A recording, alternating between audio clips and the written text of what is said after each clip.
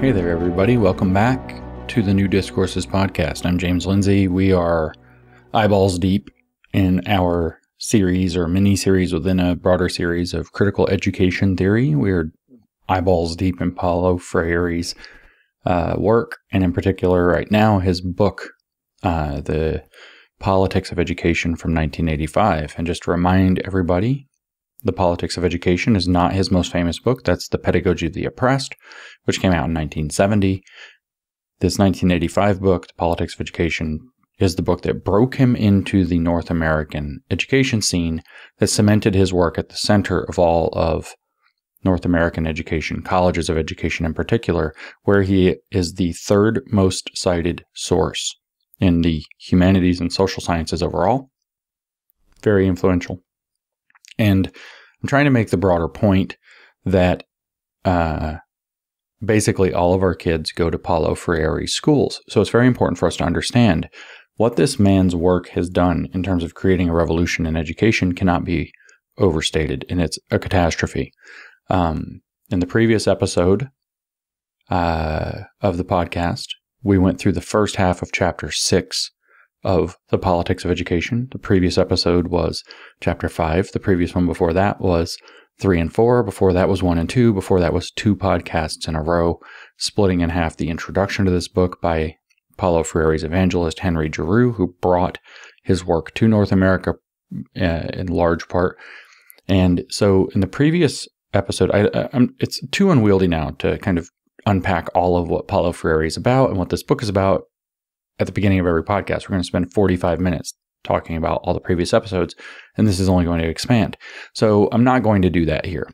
I'm going to just link right off and say we just talked about the first half of Chapter 6. In the first half of Chapter 6, Paulo Freire explained what I describe as his Marxification of education. He doesn't call it that, of course. But what I'm saying is that Paulo Freire Marxified, if you will. He made Marxist education itself. This is much bigger than putting Marxism into education to indoctrinate with. You must understand what I mean by the Marxification of education. And what I mean is that he turned the concept of education into a Marxist theory. The idea of being educated becomes a special kind of property, or being literate, or having knowledge, where the knowledge isn't real. The education is formal education. It's not real. Literacy isn't real. It's being able to read and write and participate in the existing society, as Herbert Marcuse might phrase it, but not learning to overthrow or have a revolution or be critically conscious and thus critical, aka Marxist, against the existing society.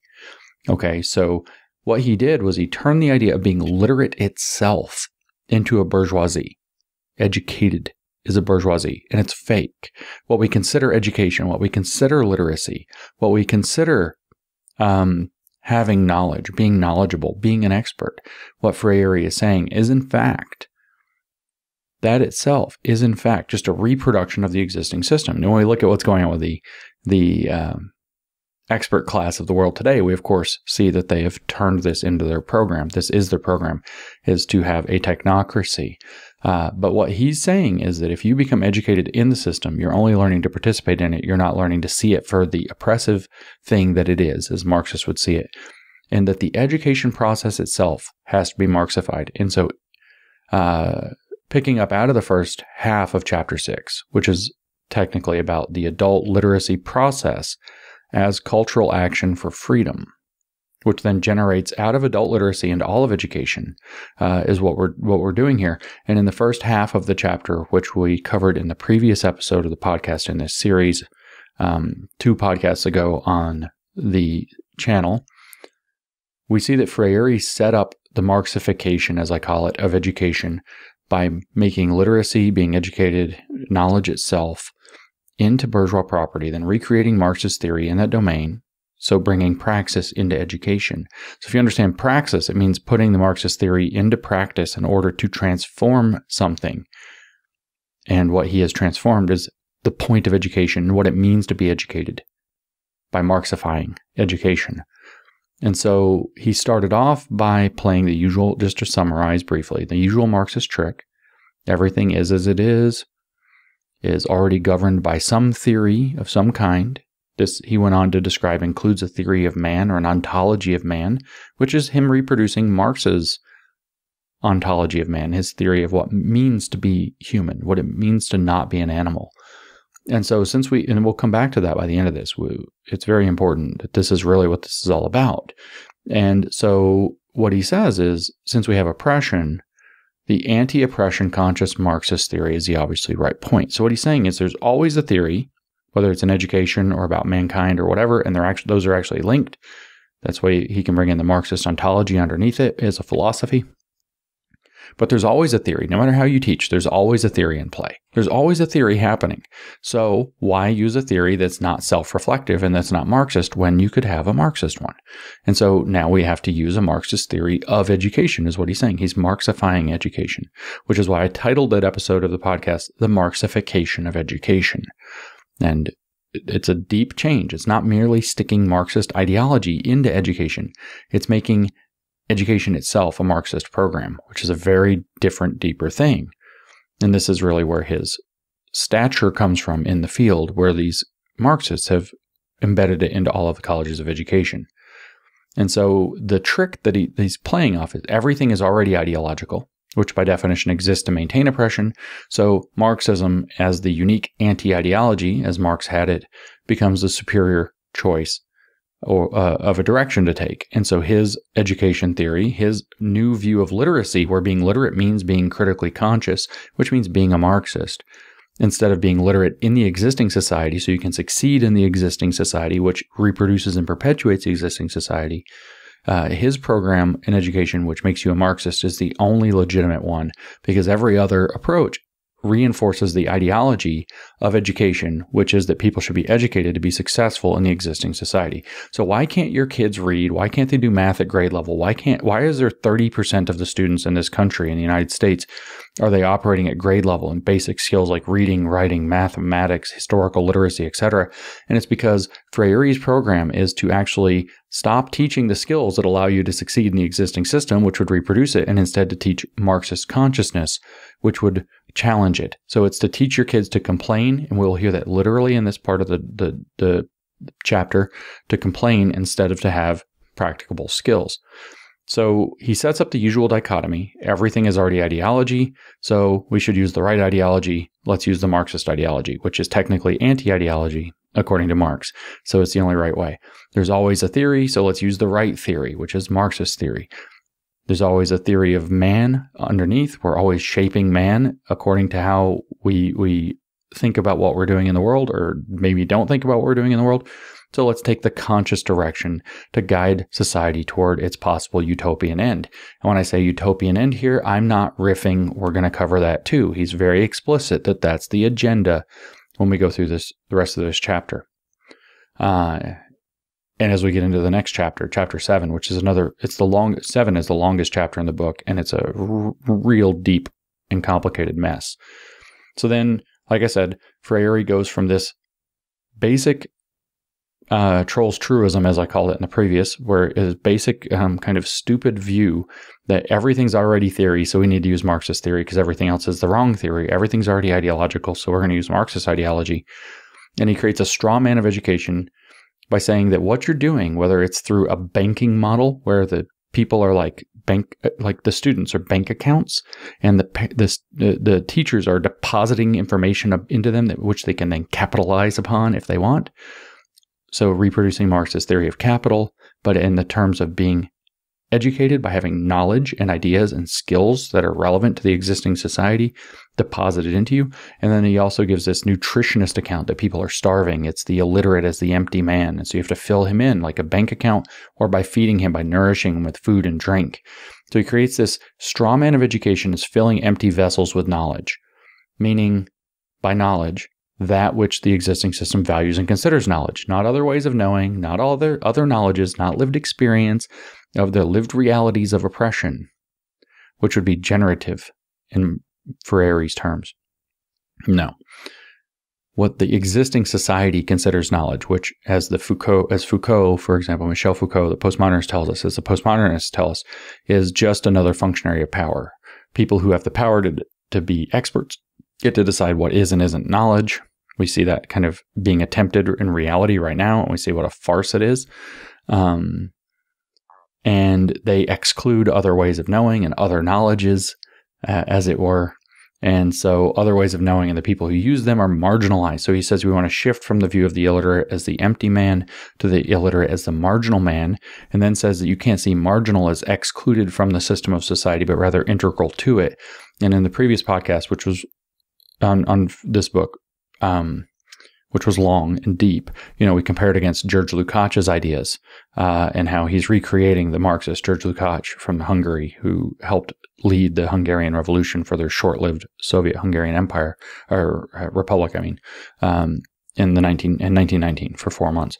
He's reproducing his theory that you can read, for example, in History and Class Consciousness, which came out in 1923. After that, revolution failed and was pushed back. So now Freire is taking those same ideas and making education. He's Marxifying education. That was the point of the previous podcast. So he uses he uses the idea that people who are illiterate or uneducated are marginal within a conflicting whole. So the fact of the matter is that whole, society as a whole, is marginalizing them in an active sense. It is excluding them from full participation by rendering them illiterate, by thinking that things like literacy matter, where literacy is defined in a narrow way that upholds bourgeois interests. Okay? And so what he says is that the marginal man has to be understood as part of a conflicting whole, class antagonism for Marx, in which only they can see the totality. But they can only see it if they're conscious, which means educated properly, and then they can be moved, centered, as it were, moved to the center where they can see the totality. And this riffs off of George Lukács's exact same ideas about what class consciousness and thus critical consciousness are really about. And so this is where we left off with Freire's Marxification of Education. Now we pick up with the back half of chapter 6, where Freire lays out kind of the praxis for this theory. So remember that a Marxist theory always contains a theoretical element and a practical element. A theoretical idea, to riff off of Hegel, from which all this springs, and unless we go to Rousseau before him, there's a theoretical idea and a practical idea, and that the absolute idea for Hegel arises when the theoretical idea and the practical idea are dialectically synthesized back into a single unity, a synthetic unity, as a matter of fact, which he would call a concrete unity. So you can't have a theory without its practice. And the practice of, just like I said a minute ago, of a Marxist theory is called praxis. And so what we're actually hearing now is the praxis for this theory. And what we're going to discover, and I think this is not putting too fine a point on it, and this is what the title of this episode is going to be, is Paulo Freire and the birth of the Groomer School, or of Groomer Schools. So what we're going to see, in fact, is that what Freire is outlining is not just the Marxification of education, but he's using that to create the grooming process as the center of education. So what we see are 3 sections in this back half of the chapter: the adult literacy process as an act of knowing, then dialogue as methodology, and then sowers of the word, which is a little bit weird, but we're going to get deep when we get to it, by which learners will come to proclaim the world. Remember that Freire's kind of maxim is learn to speak the word so that you can proclaim the world. In other words, so you can transform reality rather than living in it. So education, or literacy, is no longer about learning to live in existing reality. It's learning to transform it into some new thing. And what you're going to see is that his model, and we've talked about it some already, we'll talk about it some more as we go on, and it gets very significant later in the book, is that he's talking about people learning to denounce the existing world and announce the new world in perpetual revolution as the point of education. Not being able to read in the existing society, not being able to do mathematics, but to denounce the existing world and then announce the new one. And so just to kind of point this out, a lot of the older sorts of Marxists, Trotskyites, for example, tend to see Freire's view of dialogue as method, which we just heard, that's the second section. Dialogue is method, as methodology, as a perversion of Marxism. But I would argue that it's an advancement of Marxism. And there's a metaphor here in terms of what's gone on with Marxism to Neo-Marxism or critical Marxism into even identity Marxism. And people say, well, this isn't Marxism because it's not focused on economic conditions. Marx was against idealism of all sorts and was a total materialist. And this is very, kind of into the idealistic. As a matter of fact, if you read Critical Race Theory Introduction, though, it's very clear. They say that they're synthesizing the idealist and the materialist positions. So what they're actually doing is shifting into the cultural domain or the Geist domain. If we remember our Hegel said that the basic trinity of society was that the idea is at the top, that's like God, and it gives birth to a state, which is the divine idea as it exists on earth. That's a direct quote from Hegel.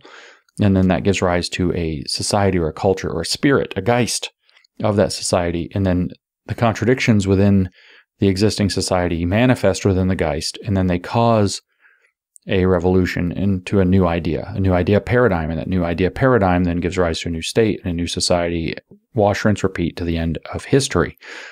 That's the kind of theology of Hegel in a nutshell. And it's like spiraling through history to a higher and higher plane, lifted up by the German term that literally means lift up, aufheben, which means to cancel or abolish, but also to keep and also to lift up to a higher level. Okay, so what we have here then with the Neo-Marxists is that they have moved into this kind of Geist category. And so I tell people, people say, well, this isn't Marxist because blah, blah, blah. And that's like saying that Protestantism isn't Christian because it's not Catholicism after the Reformation. Yes, it is. Yes, it is. It's just a completely different framing of how we're going to approach it, which is that we're going to go directly to the scripture to understand it and not rest in papal authority or in the history of the church. And so it's actually just a different approach to Christianity, but it's Protestant Christianity is still Christian. And as much as Protestants and Catholics want to fight about whether or not the other is really Christian, they're obviously both Christian. And so same things happen with Marxism. It went through a reformation that we call critical theory or critical Marxism or neo-Marxism. And now it's gone on to a deeper or a further evolution into identity Marxism.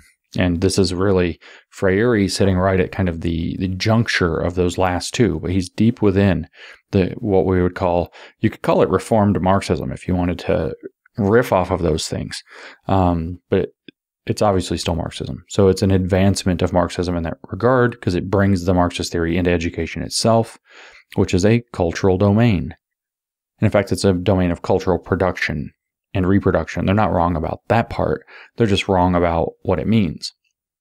And so it brings Marxism, like I said, the Marxification of education into education itself, both in terms of what it means to be educated and in terms of how education is meant to be accomplished, both theory and practice, pedagogy and the practice of teaching. So teachers, to kind of summarize, have students as objects. Objectification is the big enemy because to humanize something is for the thing to see the person to see himself as a subject acting in the world with agency. And then that what separates man from animals is that conscious ability to we'll hear this explicitly later in this chapter, to see, or maybe it's in the next chapter, to see this and to build something in the world out of their imagination and then to see themselves in their creation, which is exactly what Hegel was laying out with the idea of God. God creates the world so that he has an abject other that he can come to know himself better. For Marx, though, there is no God. Man is God. And so man is creating things in the world in which he sees himself and thus knows himself to be creator. Okay, so teachers in the real education model have students, and those students, according to the Marxification of education, are objects. Okay, so they're being objectified. They're being alienated from everything, their education process, their ideas, their own thoughts about the world, which would be generative concepts, which she talks about all the time. They're being alienated from that, thus their ability to know themselves and to know the world that they're actually in, etc. And they're being turned into replicators of the existing society. So as students as objects are molded according to the teacher's as the Marxists or Freire would have it, ideologically captured view of the world. So the students are now producing the subjectivity of the teachers, which is itself the subjectivity of their teachers on back throughout the entire system. They're not actually producing their own subjectivity in the world, thus they're alienated, etc. So what they're doing is reproducing the existing society, somebody else's subjective view of the world for somebody else's benefit. And what the teachers are doing is they're making students functional in the existing system, which stabilizes them in the existing system, which makes them not want to overthrow the existing system.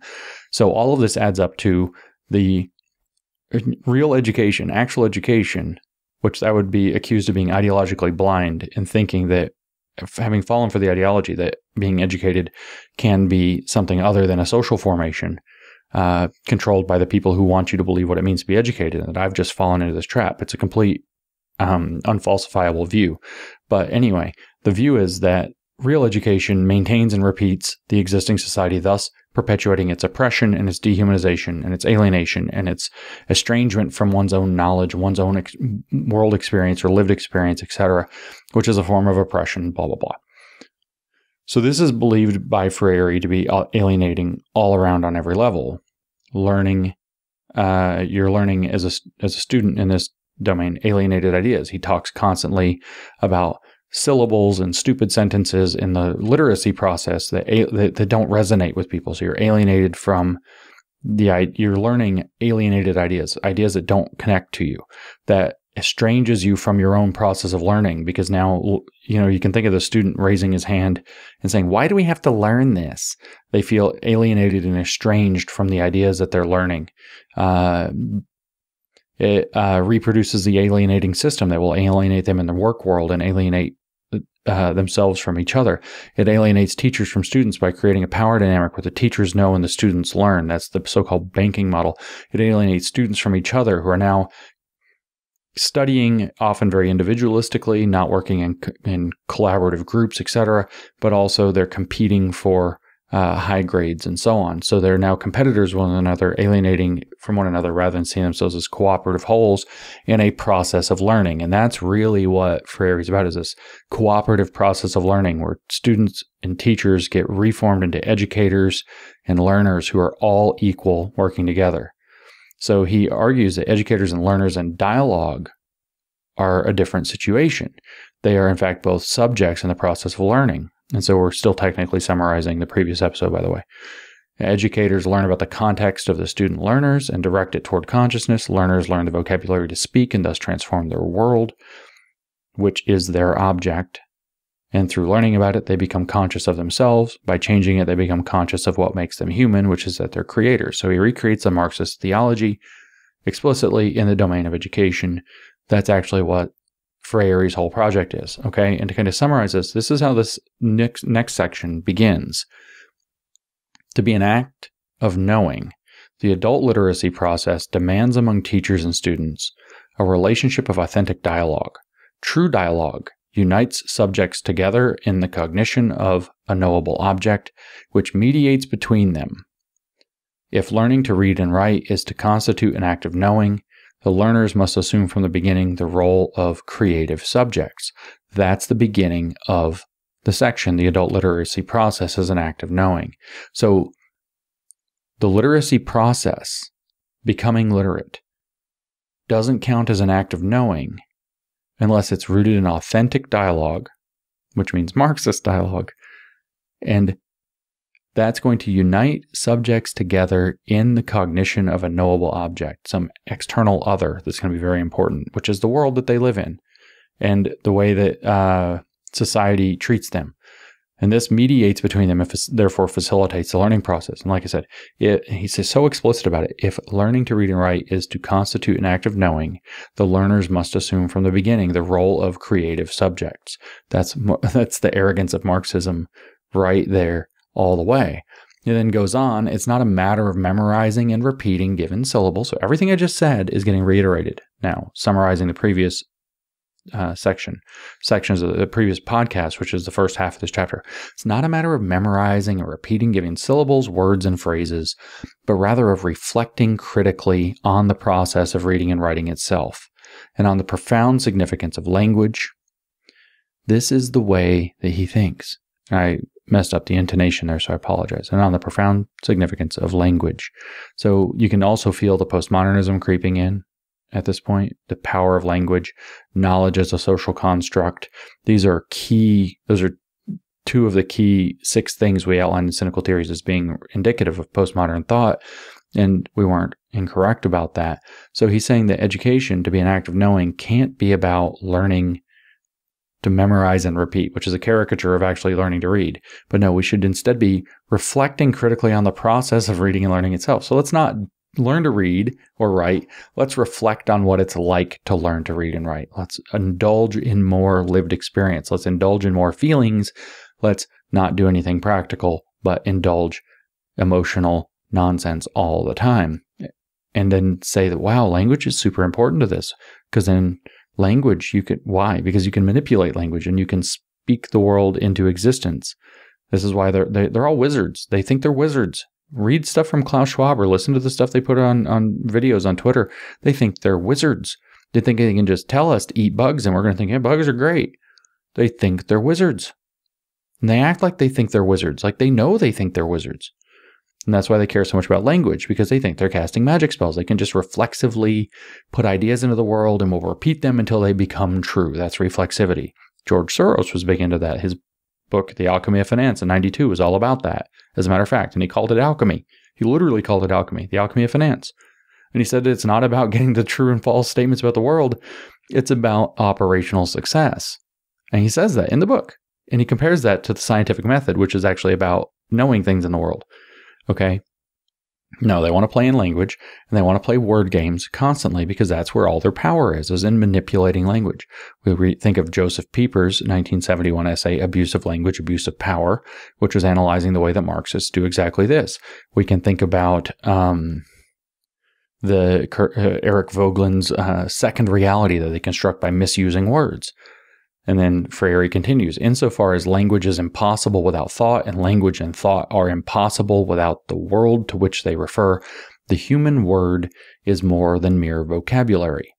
It is word and action. It's a magic spell. They're wizards. You're a wizard, Harry. The cognitive dimensions of the literacy process must include the relationships of men with their world. So now, to make it wizardry, because it's word and action, you have to be talking about relationships between man and the world he lives in. These relationships are the source of the dialectic between the products men achieve in transforming the world and the conditioning these products in turn exercise on men. I don't know how many more times I have to tell people what the theology of Marxism boils down to before people will stop saying that I'm wrong about it. But how much more clear can it be? It's about the dialectic, which is rooted in the relationships between men. And that dialectic is between the products men achieve in transforming the world. So they're a subject that creates a vision of the world, and they transform the world. Maybe it's building a chair. Maybe it's starting a social movement to transform the world. And the conditioning these products in turn exercise on men. This is the dictum of the Marxist theology. This is the circular logic. Man makes society, makes man, makes society, makes man, makes society, makes man, makes society. And the whole goal of Marxism is we alone, as the Gnostics, the scientific Gnostics, who have the true scientific study of history, as Marx called it, the dialectical materialism, which is now the dialectical structuralism in this later Neo-Marxist form. We who have the wissenschaftlicher Sozialismus, the scientific socialism, can seize the means of production of what? Of society and man through the man makes society, makes man, makes society, makes man process. So education, by giving the power of naming, which you will recall was bestowed upon Adam by God in Genesis, through learning is the way this so-called truth is revealed to the learner. In other words, he is the creator. By learning to speak the word and proclaim the world, he can transform the world through language, through rhetoric, through appeals to pathos, emotion, lived experience, his experience of oppression. So giving the power of naming oppression, making oppression visible, as we hear constantly in theories like critical race theory, feminism, and so on, through learning, as the Marxist Freire has it, is the way that the dialectical nature. Man creates man, society creates man, creates society, creates man, creates society. That's the way that this gets revealed to that learner, as opposed to the student who is merely taught to reproduce a slightly new variant on what already is. In other words, to create, if we go kind of to Jean Baudrillard's postmodern philosophy, a further simulacrum of reality, further removed from any original that might ever have been, I should say the Garden of Eden. And then that in turn deranges itself further and further in its own logic, which is the thesis of the Dialectic of Enlightenment by Max Horkheimer and Theodor Adorno in the 40s. Okay? So the point of education for Freire is to reveal all of this to learners, not to reproduce the existing society, to learn that if they learn what they're supposed to learn, that they're only supposed to learn it because the existing society will make use of them for learning it. And the proof is that they'll get jobs and be productive in the existing society, but then they're going to reproduce it. And then they need to understand, in fact, that by becoming a learner instead of a student who's learning to critically see reality and understand how man makes society and society makes man in a cyclical process, and that the conscious have a role to play in having Gnostic information, Gnostic insight nobody else has, and then can direct the course of that through history to a desired teleological end, like a communist utopia, which, again, we're going to come to him talking about utopia here by the end of the chapter. If we can do that, that's the point of education, not to learn to reproduce it. So not to learn to read, not to learn to do math, not to learn to write. That's all whatever. If you get to it, fine. Not to learn history, but to learn a history that reveals a version, a historiography that reveals this. That's the 1619 project. So indeed, one of the things that it tries to teach, because it's an entitlement theory as well, is that it is their birthright to live in the Garden of Eden, where their naming of things is, what makes the world. You speak the word to proclaim the world that you live in. And that they have been, not only is that their birthright, but they've been unjustly excluded from their birthright in a perfect society that caters to them.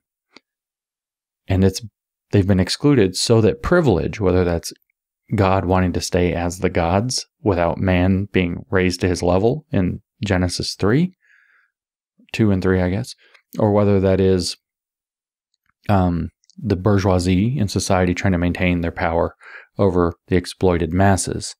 The point is that they are being excluded from their full expression of humanity and their freedom and their liberation and their birthright as creators in a perfect world that it caters to their entitlement, so that the privileged, whoever that is, can stay privileged by the system that they created and maintain to serve themselves through the exploitation of the masses. This is Marxism. Freire says learning to read and write ought to be an opportunity for men to know what speaking the word really means. And I just keep drawing you back to how biblical this is. A human act implying reflection and action. Reflection and action means praxis. That means Marxism. As such, it is a primordial human right and not a privilege of a few. So reading and writing, in the sense that Marxists like Freire mean it, which means being critically conscious, is a primordial human right. Now, this is really important, okay? So I'm just going to read through it and take it all in. As such, it is a primordial human right and not the privilege of a few. Speaking the word is not a true act if it is not at the same time associated with the right of self-expression and world expression, of creating and recreating, of deciding and choosing and ultimately participating in society's historical process. In the culture of silence, the masses are mute. That is, they are prohibited from creatively taking part in the transformations of society and therefore prohibited from being. Even if they can occasionally read and write because they were taught in humanitarian but not humanist literary campaigns, they are nevertheless alienated from the power responsible for their silence. Okay, so this is very important. Freire, like Marx and Lukács before him, indicates here a belief that short of a revolution, only the superstructural actors, only the bourgeoisie, can participate in society's historical process because it requires access to the special form of property that allows you to do that. But those people have rigged the system for their own benefit to sustain that benefit. And because Marxists see creating as their birthright, because man creates society, creates man, creates society, etc., this exclusion, quote, prohibits them from being. We've heard this before. This is why the woke identity Marxists are so obsessed with inclusion or erasure, or even going so histrionic as saying having their very being denied, which is extremely pathological in the sense of pathos. Okay, so this is why they say trans erasure makes it so they end up committing suicide, is because it erases their very being.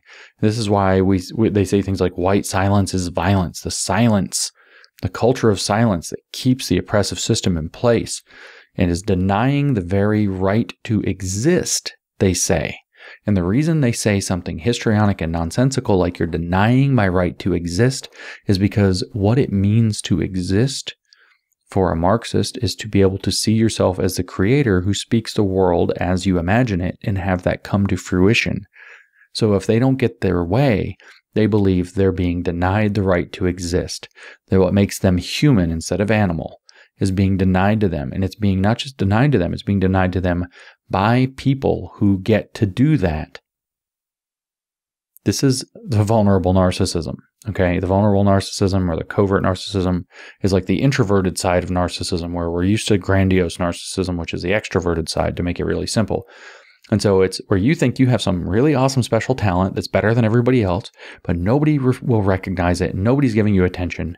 And it's because people value other stupid things. And if they were real, if they really cared, they would value your thing.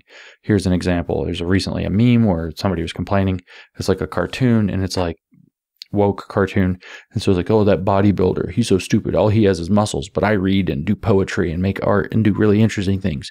And this is vulnerable narcissism. He thinks that he has something more valuable, and he's pissed off that chicks think that the bodybuilder's hot when he could be out lifting weights. But of course, no, he won't, because he wants to be, he's entitled. He's a vulnerable narcissist. He thinks he should be getting the attention that he's not getting by virtue merely of being. And thus, the stupid projects like his poetry and art that he's into, he thinks that only people who are truly refined and have a true view of what society should be about, that only those people actually would care about him and value him, and everybody else is stupid and worthless, but they get the attention because the entire system's cooked up against him. That's an example. Herbert Marcuse is that character. Read his critiques of culture. Pop culture is terrible and garbage, and you should have these higher level understandings and appreciations of culture, blah, blah, blah, blah, blah, and yada, yada, yada.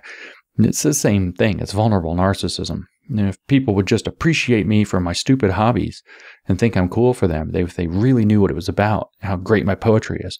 So that's a, pretty solid example. Incels are another example. They think that they're just entitled to have people be attracted to them and have sex with them.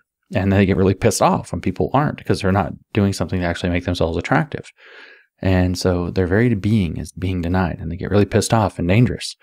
I had another example, and I forgot what it was when I was talking about the weightlifters.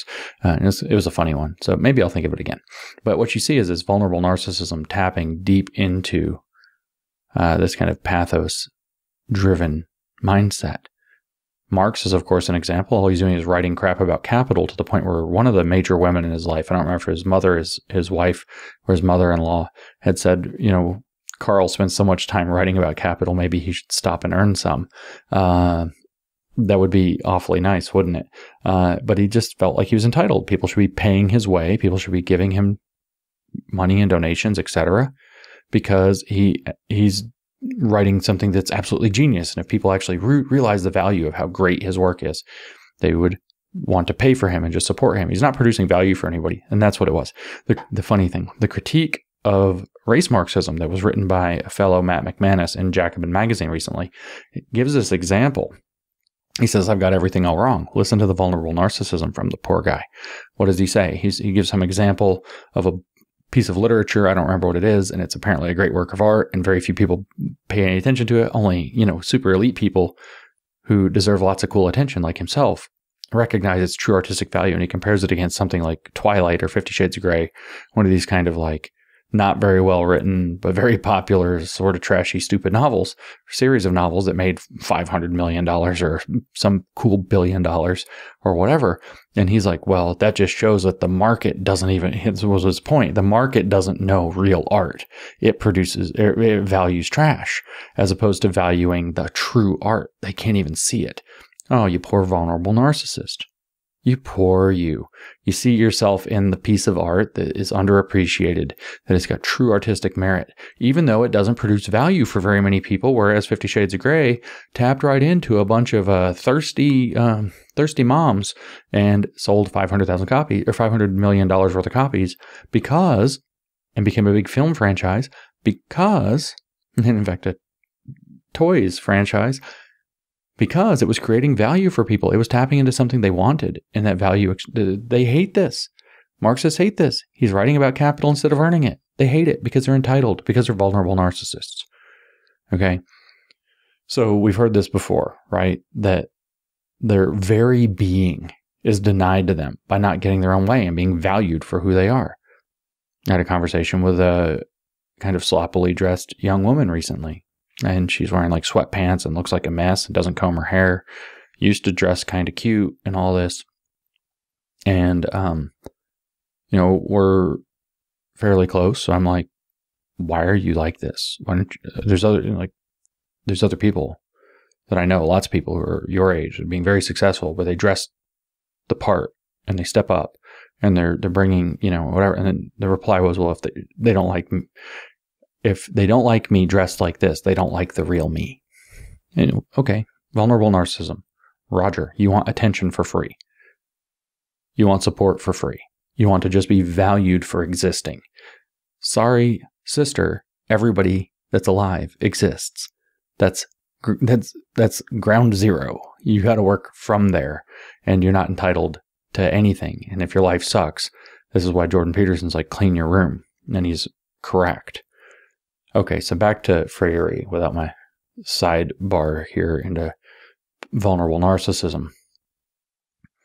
What Freire is driving at is that the reason literacy and education, etc., are geared as humanitarian, but in being humanitarian, the humanitarians are just trying to reproduce the existing system, whether blindly thinking it's just the way it is and it's good, or intentionally. And you might think of like missionary schools that are trying to bring Christianity, for example, somewhere.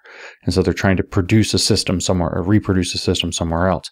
And so for the Marxists, this humanitarian, this is Freire's point. He says, even if they can occasionally read and write because they were, quote, taught in humanitarian but not humanist literacy campaigns, they are nevertheless alienated from the power responsible for their silence. What he's saying there is that there's a power, the hegemonic structural power of society that's maintained by the bourgeoisie to their own benefit, that's excluding and marginalizing them unjustly, and they are not connected to or able to criticize or even see that power if they are taught to read and write and participate within it, even whether they fail and can't get a job or whether they succeed and can. They're just still part of that system, and they are alienated from the power. They don't have the power, which requires a critical perspective to be able to transform it into something else. And this humanitarian approach, he says, is wrong. We shouldn't be trying to help people succeed in the existing society. We should be humanist instead, and that's Marxism. Marxism called his program humanist. And if they were humanist instead, they would be inviting the oppressed into the one human thing that differentiates man from animals, which is being conscious subjects in the acts of transforming their world, which thus allows them to recognize themselves as creators or creative subjects, as another way to put that. So Freire, rather like John the Apostle, this occurs through the word. But now, instead of in, say, the Gospel of John, we don't have word as logos, understanding, comprehending the order and structure of the world. We have word as pathos, lived experience, emotionally expressed, phenomenal. If we want to get into Hegel, phenomenologically expressed. It turns out I can say that word.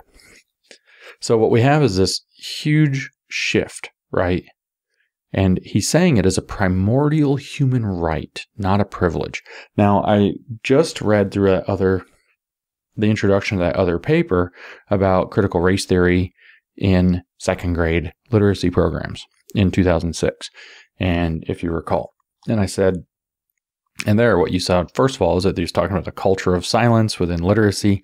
And then they also said that the way that literacy campaigns are constructed and education is constructed in the second grade literacy, the way it's constructed is that white kids have education as a right, and children of color, have it as a privilege extended to them.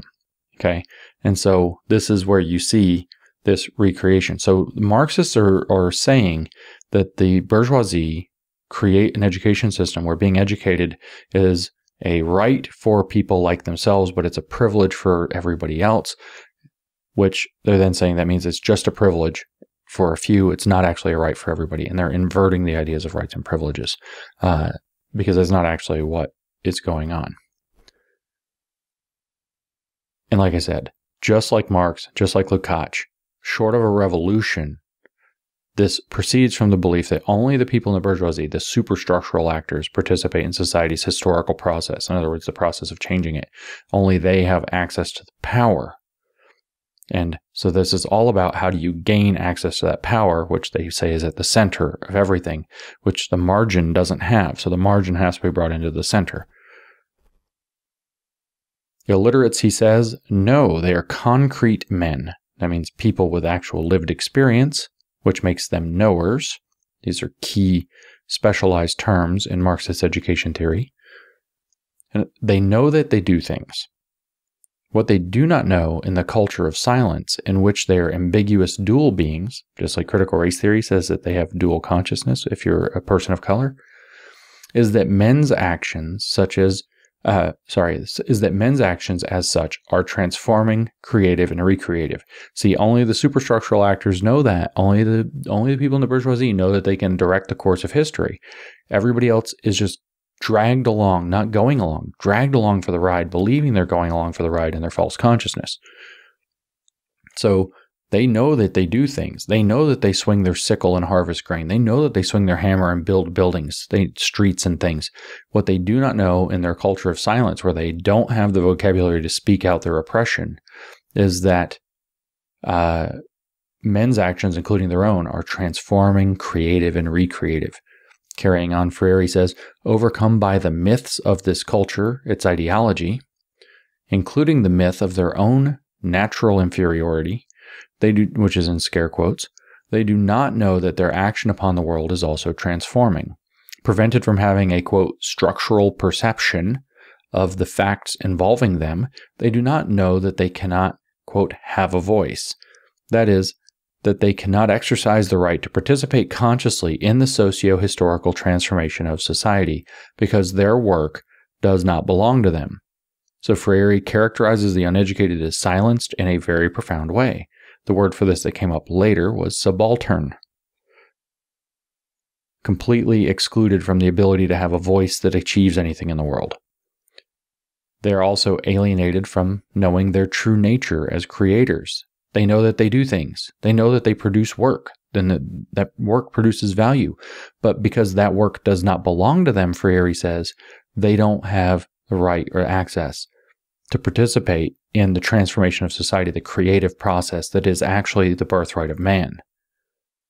And they don't even know that they're being excluded from this knowledge by the exploitation of the privileged, who in turn depend on keeping them down to maintain their privileged way of life. This is Marxism. It is also the exact same whisper of the serpent in Genesis 3. Exactly the same. All glory to God, who is a tyrant who doesn't want you as equals, and then expels you from your birthright in the garden if you reveal this fact about him to himself. Whereupon then you are flung into the world miserable, a world of suffering and toil and labor, because you dared to know what you really are, a creator like God. This whole theory is straight satanic Gnosticism. Whether you believe in things like God and Satan are not, doesn't matter. Satan is at least the metaphor. This is straight satanic Gnosticism. If you want to call it a myth, if you want to believe in it, doesn't matter, of Satan. And then the structure is Gnosticism is being reproduced here. And Freire's solution to this issue is the praxis, bringing the light of consciousness, like Prometheus, to the man who has been expelled from his birthright and is at war with heaven.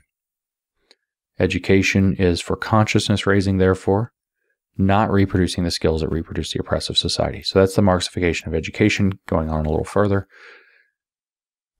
He then says, as an event calling forth the critical reflection of both the learners and educators, notice that he's not saying teachers and students, learners and educators, the literacy process must relate, and this is in italics, speaking the word to transform reality, and to the man's role in this transformation. Okay? Remember, the class consciousness comes in stages. You are a class. That class is oppressed. That class has a special perspective by virtue of being oppressed that it can then use to transform the world, but you need solidarity. That perspective, in fact, gives you a unique historical role as the transformer of the world, and at the last stage of critical consciousness, you know what the purpose of being is, to get to the communism at the end of the utopia at the end of the rainbow. And it's your job to bring that about, or at least the next stage of revolution to get toward it. And so that's what he's talking about.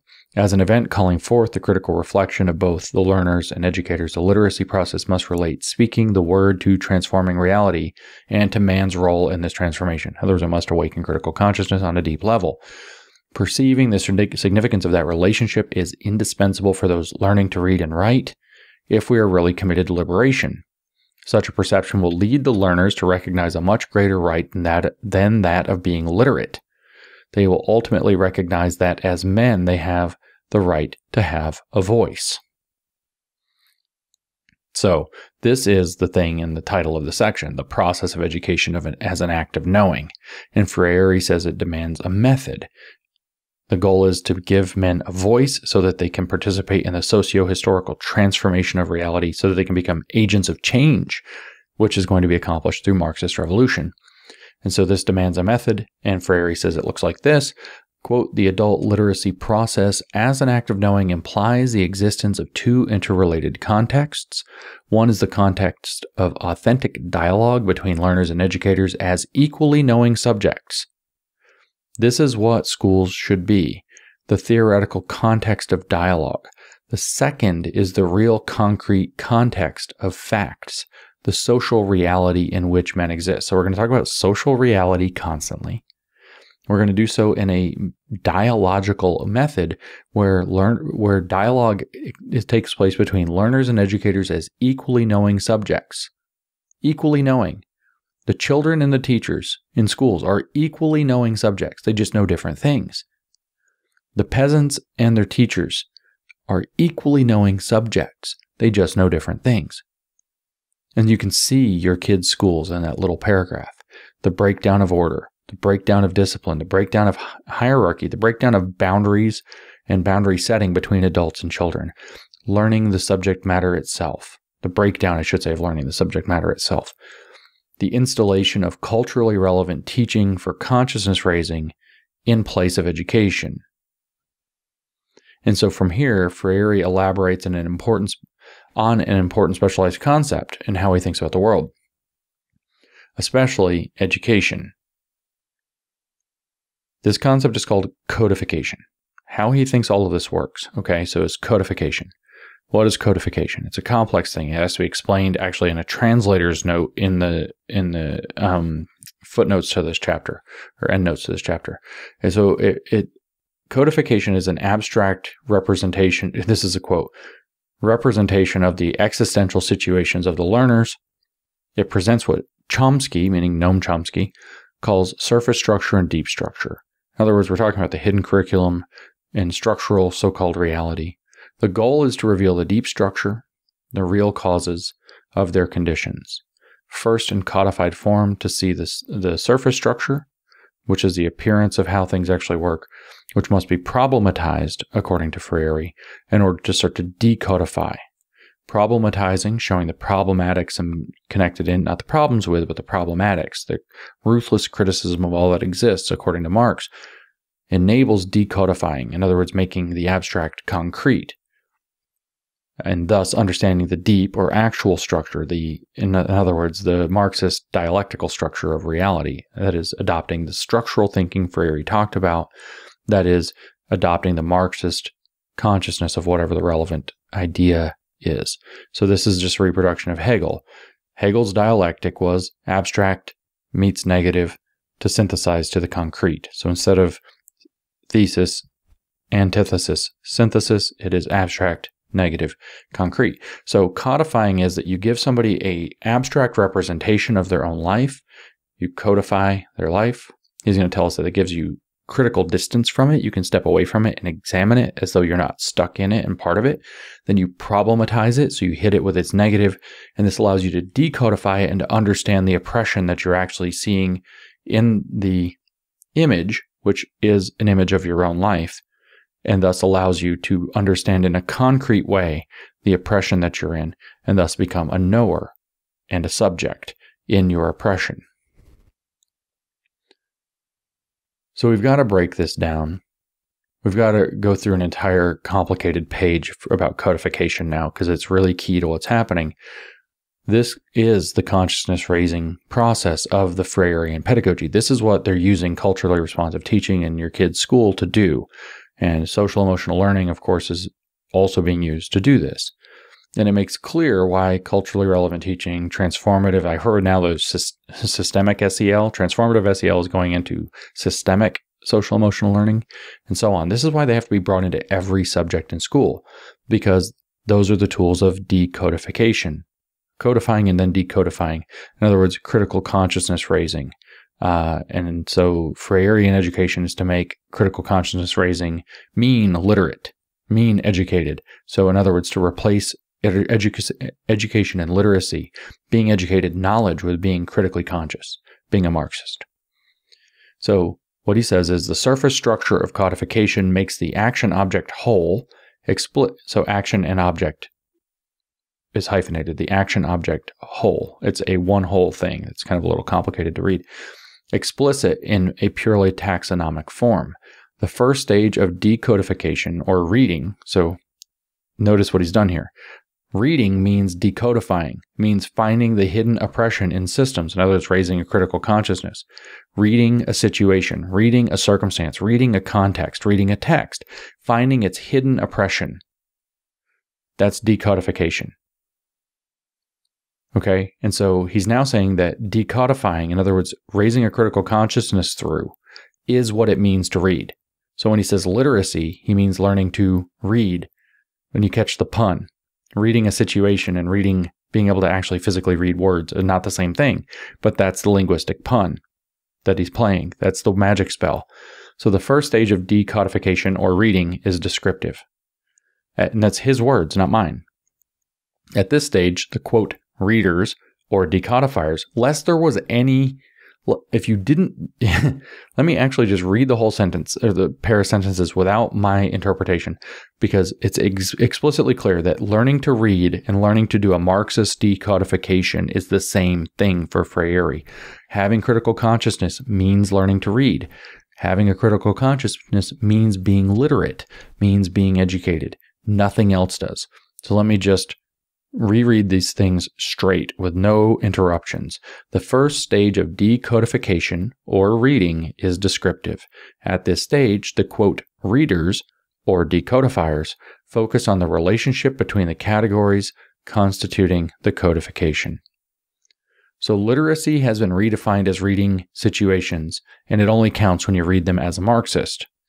So particularly generative situations where you're going to be able to find and see your oppression.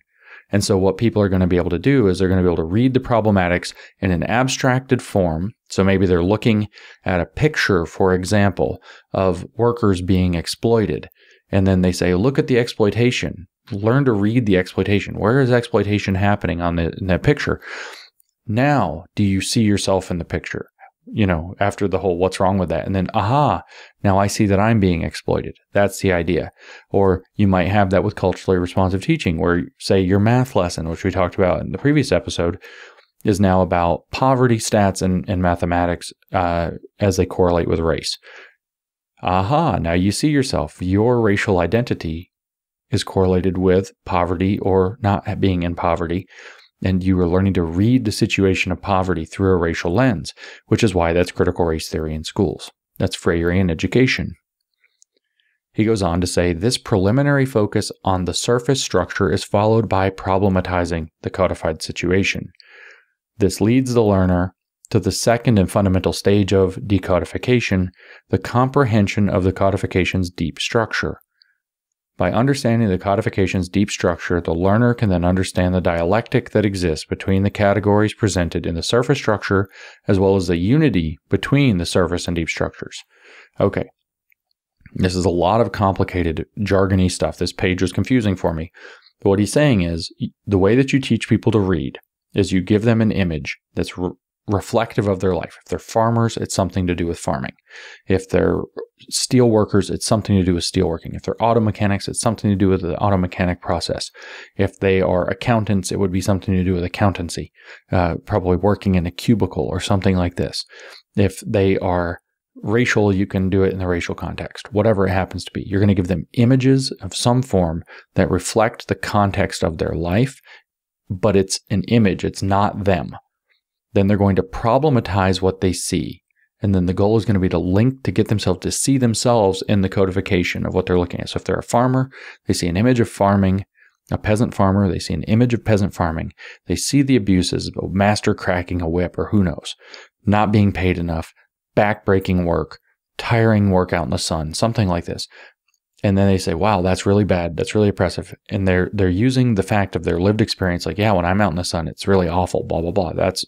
And they see it from a distance, and therefore they're able to start the decodification process. And they problematize it and say, well, that's happening because of the exploitation of the worker.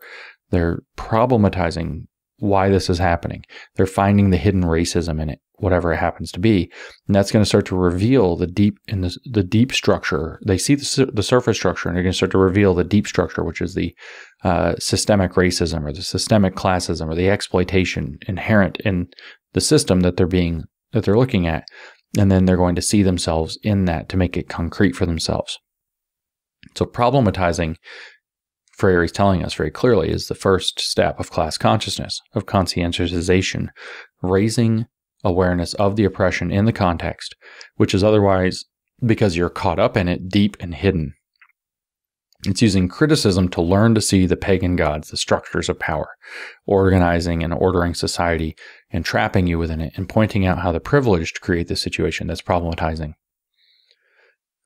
In our method, Freire tells us the codification initially takes the form of a photograph or a sketch that represents a real existent, or an existent constructed by the learners.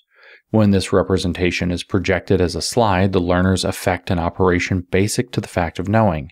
They gain distance from the knowable object. This is critical distance. This is what my friend Mike Nana refers to as standing aside to shit on. You stand aside from the society you live in to shit on it. You're too cool for the society you live in, so you crap on it. That's what he said the postmodern project is. They aren't part of any culture. They separate from themselves and crap on them, crap on especially their own. So this is the actual alienation in the Marxist programming.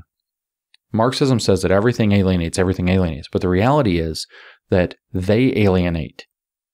They alienate you and then create that sense of vulnerability and to do a cult indoctrination to get you to take up their Marxist doctrine as a pathway out of that, because it involves theory. It's not just ideas, but also action. They give you something to do. They get a large amount of commitment. It's very strong cult programming. Marxism is just a gigantic cult programming scheme. Okay. And it starts here, as Freire is pointing out, with critical distance. You see the thing somewhere else. You can see the problems inherent in the system, in the image, the codification. Then you start to point out what the problems are and where they come from and the structural elements, therefore, that create them. That's problematization. And then you see yourself in the codification in the end. But what they're actually doing with this critical distance inducing is they are alienating people from the society. They're saying, here's this thing you do like farming. And we'll show you a slide with an image on it of farming. And look how terrible it is. By the way, you're a farmer. So now you're alienated from farming, where before it was stuff you had to do, right? And so it alienates people from the existing society and then tells them that it's the society, not the Marxist, who actually is doing the alienation. See, you were already alienated, you just didn't know it, and we've now revealed it to you, and here's what you can do about it. That's the message of Marxism. That's cult indoctrination. You create a sense of vulnerability about and negative feeling and concern about the thing that they are involved in, about their own lives, and then you say, we have the solution. All you have to do is join our cult, follow our orders, get in solidarity with us, don't sell any of us out, and attack everybody else. Remove yourself from other situations. So they are alienating, and they use the alienation specifically. Now, again, not to get too religious or preachy, but this is Genesis. This is the serpent story in Genesis 3. The serpent alienates Eve and thus Adam from God. And what does the Bible say? They knew they were naked and hid in their shame, right? Alienated them from God by giving them knowledge, right? So apparently, giving them knowledge of good and evil made them ashamed of how they were and alienated them from God. And so that sets up the idea that the serpent then tells them that it was God's tyranny that led to their expulsion, not their own transgression. And so what does Freire say next? This experience of distance is undergone as well by the educators, so that the educators and learners together can reflect critically on the knowable object that mediates between them. So Prometheus, or the serpent, was always on your side. That's the message here. We can be critical of God. We can be critical of the established order. We can be critical of the logos together as educators and learners. We're as equals. We're in it together. They are against us. Back to Freire, the aim of decodification is to arrive at the critical level of knowing, beginning with the learner's experience of the situation in the real context. So, to putting all the religious illusions aside for a second, the goal of the decodification is critical consciousness, arrived at together by the learner in dialogue with the groomer. I'm not going to call him an educator now. The groomer, who's grooming them to see the world in a particular way.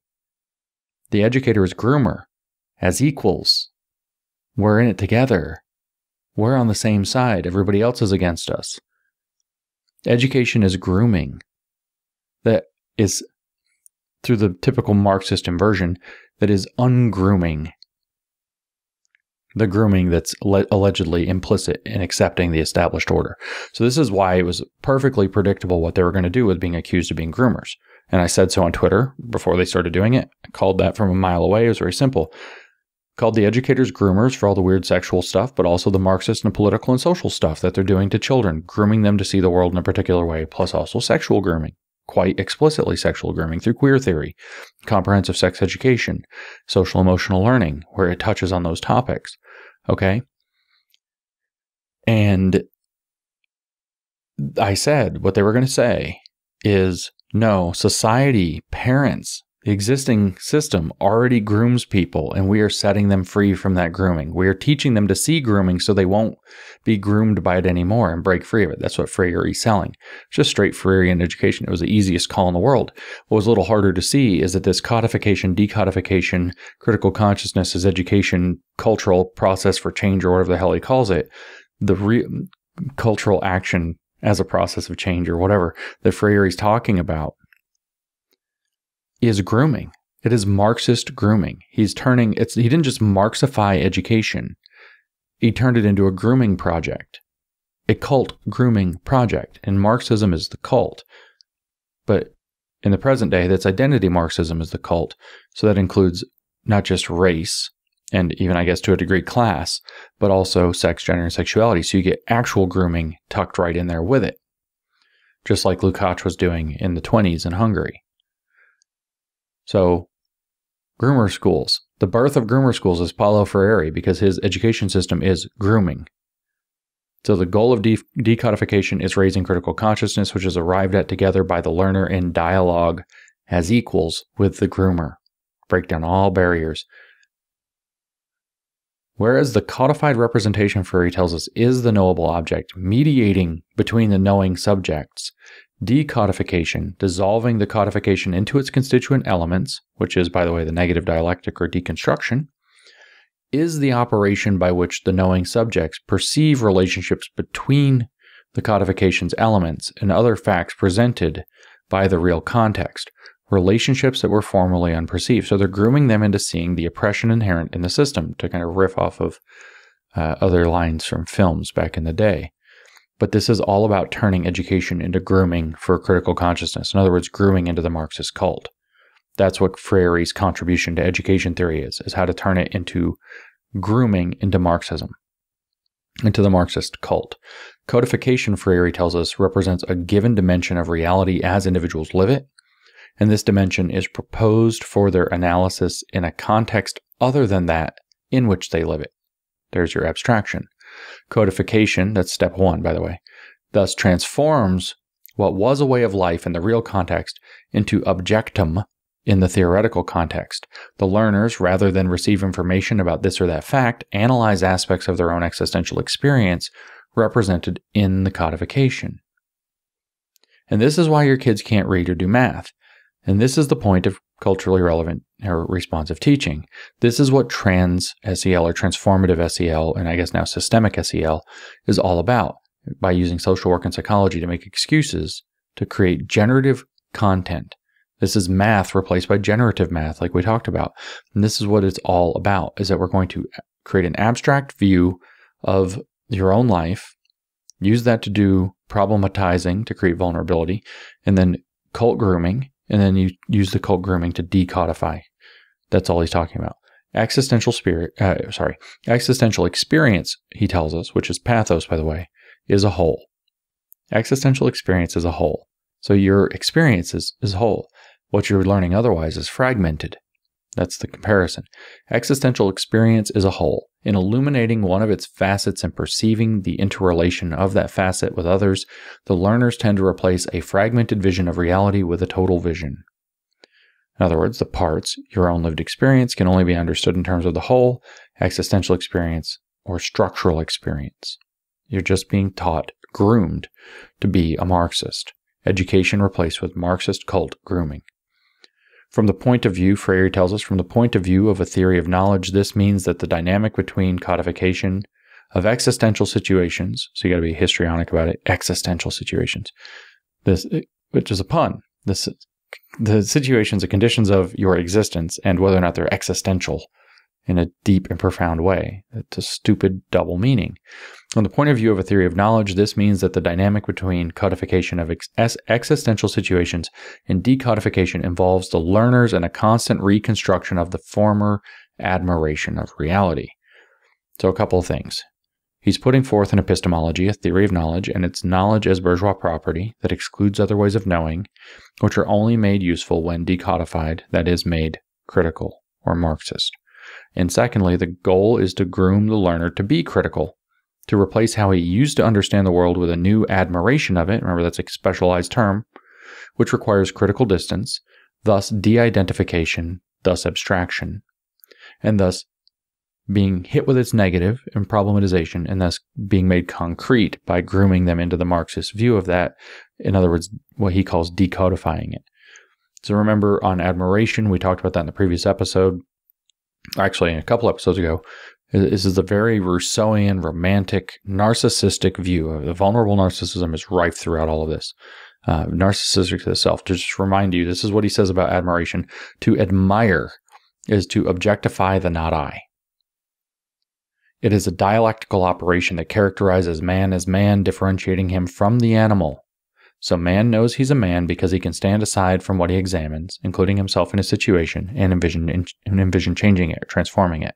That's what he's saying. Okay, that's what differentiates him from the animals, the ability to admire, to stand aside from at a critical distance, to problematize, and thus decodify. It is directly associated, he says, with the creative dimension of his language. To admire implies that man stands over against his not I in order to understand it. So now man becomes the object of his own efforts. For this reason, there is no act of knowing without admiration of the object to be known. In other words, standing aside from it, seeing it as not I. So with a codification, which is a symbolic image, like a picture or a video or something of something bad happening, you don't see it as yourself. So then you can critique it because it's not what you're caught up in. Then you can re-identify with it. Okay? For this reason, there is no act of knowing without admiration of the object to be known. If the act of knowing is a dynamic act and no knowledge is ever complete, then in order to know, man not only admires the object, but must always be re-admiring his former admiration. So you're constantly rethinking what you thought about. You're taking your previous idea and objectifying it, separating yourself from it, and you're doing the Marxist praxis, I should say, of reflection over and over and over again. Of course, this is what Hegel called speculation as well. It's just a reproduction of that. He says when we re-admire our former admiration, always an admiration of, we are simultaneously admiring the act of admiring and the object admired. So now you're making your theory and praxis more unified because you're admiring the act of admiring. You're actually reflecting upon the way that you went about reflecting. Stupid. So that we can overcome the errors we made in our former admiration. This re-admiration leads us to a perception of an interior perception. This is just super Hegel, is all it is. It's just reinvention of Hegel in his Marxified education. In the process of decodifying representations of their existential situations and perceiving former perceptions, the learners gradually, hesitatingly, and timorously place in doubt the opinion they held of reality and replace it with a more and more critical knowledge. In other words, it's grooming to insert, go to the Hegelian language, it's grooming to insert Vernunft, which is what Hegel called reason, over Verstand, which is understanding or science and facts. In other words, it's Pathos over Logos. Their speculative dialectical consciousness of the phenomenology of their experience is awakened through appealing to Pathos. The feeling of expression, of oppression, the feeling of their experience, or the feeling of imagining other people's oppression and experience. But now he turns to the idea of internalized oppression within this whole structure. He says, let us suppose that we were to present to groups from among the dominated classes codifications that portray their imitation of the dominator's cultural models. Okay, so let us show the peasants how they pretend to be the aristocrats, okay, in codificated form, so in images. So you show them dressing nicer than they're like wearing nice clothes or wearing high heels or whatever it happens to be. You show them imitating the dominating classes, as the Marxists have it, modes of being. This is a natural tendency, he says, of the oppressed consciousness at a given moment, is that they're going to try to emulate or copy the cultural models. They're going to try to pretend that they have higher culture. They're going to aspire to the nice things of society. So he says, imagine we codify that. We try to make them look ridiculous for aspiring to have nice things or whatever. The dominated persons would perhaps in self-defense deny the truth of the codification. They'd say, no, it's not. I just want to look nice or whatever. As they deepened their analysis, however, they would begin to perceive that their apparent imitation of the dominator's models is a result of their interiorization of these models, and above all, the myths of the superiority of the dominant classes that cause the dominated to feel inferior. Okay, now imagine we did all this again, but we're not thinking about peasants. We're thinking about what they teach children about, say, black children, about acting white. Let us suppose we were to present to black students, black learners, I should say, codifications that portray the way they imitate white people or act white in their cultural models. Punctuality, responsibility, etc., whatever the very meritocracy, whatever the various pieces of white supremacy culture that the Smithsonian told us about. So let me just reread this in critical race theory language. Let us suppose that we were present to groups of black children, images that portray the way they imitate white culture, which is a natural tendency of black consciousness when it's asleep. The black children would perhaps, in self-defense, deny the truth of those images.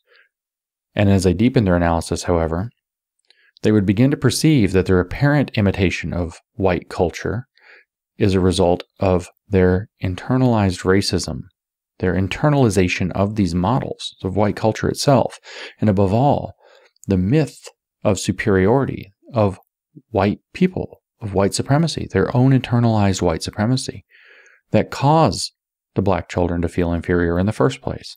So Larry Elder becomes the black face of white supremacy. It's the same. What in fact Freire says is pure interiorization appears in a naive analysis to be imitation. You're just acting white. At bottom, when the dominated classes reproduce the dominator's style of life, when black people act white, it is because the dominators live within the dominated. So the whiteness has gone inside of the black people who are acting white. The dominated can eject the dominators. The blacks can only eject their white supremacy by getting distance from them and objectifying them. Only then can they recognize them as their antithesis.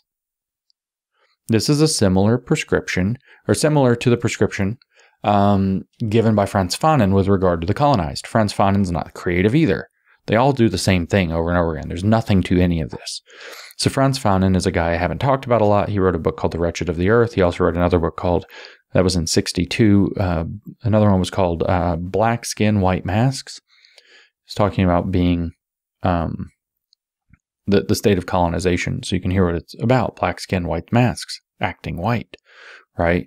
And he says that with regard to the colonized, they have an imperative to decolonize, including by violence against their colonizers so that they can recover their sense of self and self-esteem, their own cultural identification. Cultural Marxism is the belief that the dominant culture is colonizing everyone, but only the upper class is benefiting from that. Freire remarked earlier in this chapter on how marginalization is a kind of violence, and now he's saying that education should be about getting learners to de-identify with their dominators. Put all together, this is how you use education to make a red guard, like in China, like in communist China under Mao. Parents, establishment teachers, grandparents, priests, etc., are trying to colonize learners, or kids, with the existing society from which they must detach and gain critical distance. See your family, your nation, your culture, your religion, etc., as oppressive and colonizing, needing to be resisted, including by violence. Then detach. Make it abstract, codify it so that you can detach from it, so that you can gain critical distance to problematize it. Then you can decodify it and bring about the new society. So they frame this out, though, as that the learner, if you will, has to realize that this whole process of colonization, if you will, is actually a form of violence by consequence. It marginalizes you. It puts you in bad situations. It overwrites your cultural heritage or your true racial identity or your sexual identity or whatever it is. So the society is marginalizing you by doing this. And so getting people to respond by violence is easily groomed into these people. Now, when this is your kids and they're using these identity politics in the Maoist way, the neo-Maoist, if we have to be technical, way that we've discussed in previous podcasts many times, but especially the Groomer Schools 3 podcast, which you should listen to, you can see how you're going to lead these people to get into this kind of neo-Maoist idea. And then all that suffering you had before was a result of violence that's inherent to the system, the violence inherent in the system. Now you need to go. And that was quoting from Monty Python and the Holy Grail, by the way. In other words, they were making fun of that view. Now you have to go and overthrow the existing society by being violent against the people who are doing it. Parents, grandparents, establishment teachers, priests, and so on. The seduction here is that if we were in a genuinely oppressive society, it would work this way. This is like a Marxist society. They actually do this. And so Marxists project that state of affairs onto free societies, which is an inversion of reality because they're Gnostics and miserable and entitled, vulnerable narcissists. And they do it, practically speaking, to manipulate and gain power over those societies, which they're then going to turn into hellholes. So we find Freire calling for cultural revolution. And I mean literally. For Freire, the point of education is to spark the cultural revolution Marxism is the what, Maoism is the how for doing that. Marxism is the theory that's being installed, Maoism is the way you get it there. He says, to the extent, however, that the interiorization of the dominator's values is not only an individual phenomenon, but also a social and cultural one, ejection must be achieved by a type of cultural action in which culture negates culture. That is, culture as an interiorized product that in turn conditions men's subsequent acts must become the objects of men's knowledge, so that they can perceive its conditioning power. Cultural action occurs at the level of superstructure. It can only be understood by what Althusser calls the dialectic of overdetermination. This analytic, Althusser, by the way, Louis Althusser is Michel Foucault's PhD advisor. This analytic tool, he's a structuralist Marxist. This analytic tool prevents us from falling into mechanistic explanations, or what is worse, mechanistic action. An understanding of it precludes surprise that cultural myths remain after the infrastructure is transformed, even by revolution, when the creation of a new culture is appropriate but impeded by interiorized cultural residue. This residue, these myths, must be expelled by means of culture. Cultural action and cultural revolution at different stages constitute the modes of this expulsion. Okay? He's calling for cultural revolution. The reason is that there's been an internalization of the dominant culture that has to be expelled, and cultural revolution by culture negating culture is what's needed. The reason is because cultural action occurs at the level of the superstructure, which the infrastructure is excluded from. Only the bourgeoisie, if you will, the upper class, can actually do cultural action. So the means of production of the culture, the means of cultural production, the means of human production have to be seized in order to be able to move the needle at all. That's what he's calling for. So we need a cultural revolution. He says to analyze the codification in its deep structure is, for this very reason, to reconstruct the former praxis and to become capable of a new and different praxis. The relationship between the theoretical context in which the codified representations of objective facts are analyzed and the concrete context where these facts occur has to be made real. Such education must have the character of commitment. It implies a movement from the concrete context, which provides the objective facts, Verstand, to the theoretical context, Vernunft, which is going to override it, where these facts are analyzed in depth, and then back to the concrete context, where men experiment with new forms of praxis. So this is the adult literacy process as an act of knowing. It's the retooling of education through Marxification to stimulate the conditions for a cultural revolution by turning education into a Marxist cult grooming process. In other words, like I said, this will be achieved through grooming, which he calls dialogue as methodology. There's an entire chapter in the Pedagogy of the Oppressed about. Let's pause for a second. We just heard Freire say that learning should take place between educators and learners as equals, but they're not equals, especially when they're children. They're especially not equals when applied to the education of children, which, to be fair, Freire doesn't explicitly do, but all the education theorists since '85 when this book came out have been doing. Blurring the boundary between adult and child isn't just socio-political grooming like Freire's advocating.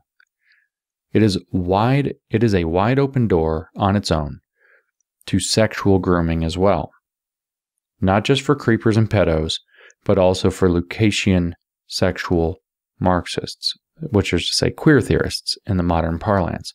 Remember that George Lukács understood that if you sexualize children, you can break them from those things, their family, their religion, their nation, their culture.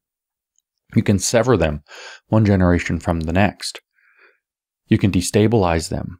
You can induce, as it turns out, functionally speaking, as Herbert Marcuse's biological foundation for socialism kind of indicates in his essay on liberation, you can induce personality disorders. In fact, that's how you induce personality disorders in children frequently, is by forcing them into having inappropriate relationship modes with adults, especially. Okay? Children and adults are not equals.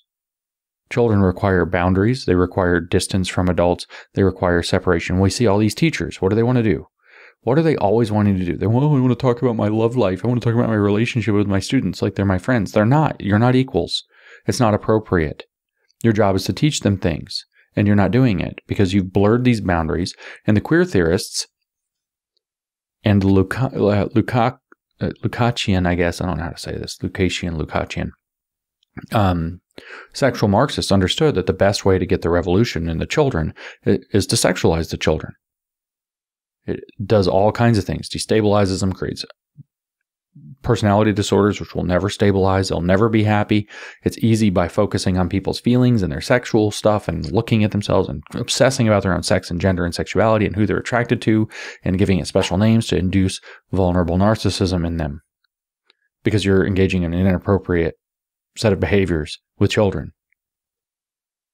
Not just inappropriate relationships, but inappropriate behaviors that are building entitlement by constantly affirming everything that they do, putting themselves at the center of their own world, nothing to knock them off of their own pedestal. So Freire's key pedagogical model, installed within his Marxification of Education, aka the pedagogy of the oppressed, is the so-called dialogical model of education, which is just going to be this grooming. It seems to be one of the key things that lit Henry Drew on fire about Freire, that led to Henry Drew bringing Freire's work into the North American context so vigorously, made him into Freire's evangelist. We have to see the Freirean model, the dialogical model he calls it, as education through grooming. Let's see what Freire says to see if I'm overstating it. He says, it might seem as if some of our statements defend the principle that, whatever the level of the learners, they ought to reconstruct the process of human knowing in absolute terms. In fact, so no, not absolute, always relational because it's Marxism. In fact, he says, when we consider adult literacy learning or education in general as an act of knowing, we are advocating a synthesis between the educator's maximally systematized knowing and the learner's minimally systematized knowing, a synthesis achieved in dialogue. Grooming. This is grooming. He says, the educator's role is to propose problems about the codified existential situations in order to help the learners arrive at a more and more critical view of their reality. Cult grooming. The educator's responsibility, as conceived by this philosophy, is thus greater in every way than that of his colleague, whose duty it is to transmit information that the learners memorize. Such an educator can simply repeat what he has read, and often misunderstood, since education for him does not mean an act of knowing. This is grooming. This is the birth of groomer schools. This is the recreation of educators as groomers, which is bad all the time. Cult grooming is bad, but it is a nightmare when positioning adults and children falsely as equals. And not just inappropriate. This is not just inappropriate anyway, but it's also an open door to pedosexual grooming, which it has no means to stop, especially when topics of sex, gender, and sexual identities, in other words, gender Marxism, are part of the grooming, instead of, say, just focusing on Marxist class grooming. This is why the nightmares, you want to know, I keep seeing, like Libs of TikTok, my favorite accounts on the Twitter and other social media, shares these videos of these nightmare pedo groomers in schools saying crazy stuff. And one of the things that she frequently says is, why does this keep happening? This is why the nightmare of groomer schools is happening and happening everywhere. This is why teachers want to talk about their love lives and sometimes their sex lives with their children in their classes. This is why they want to introduce sexual things to children. Not just to have the boundaries been blurred, but their pedagogical model is based on grooming, cult grooming, which always ends up involving sexual grooming. But here it's of your kids in schools, public and private.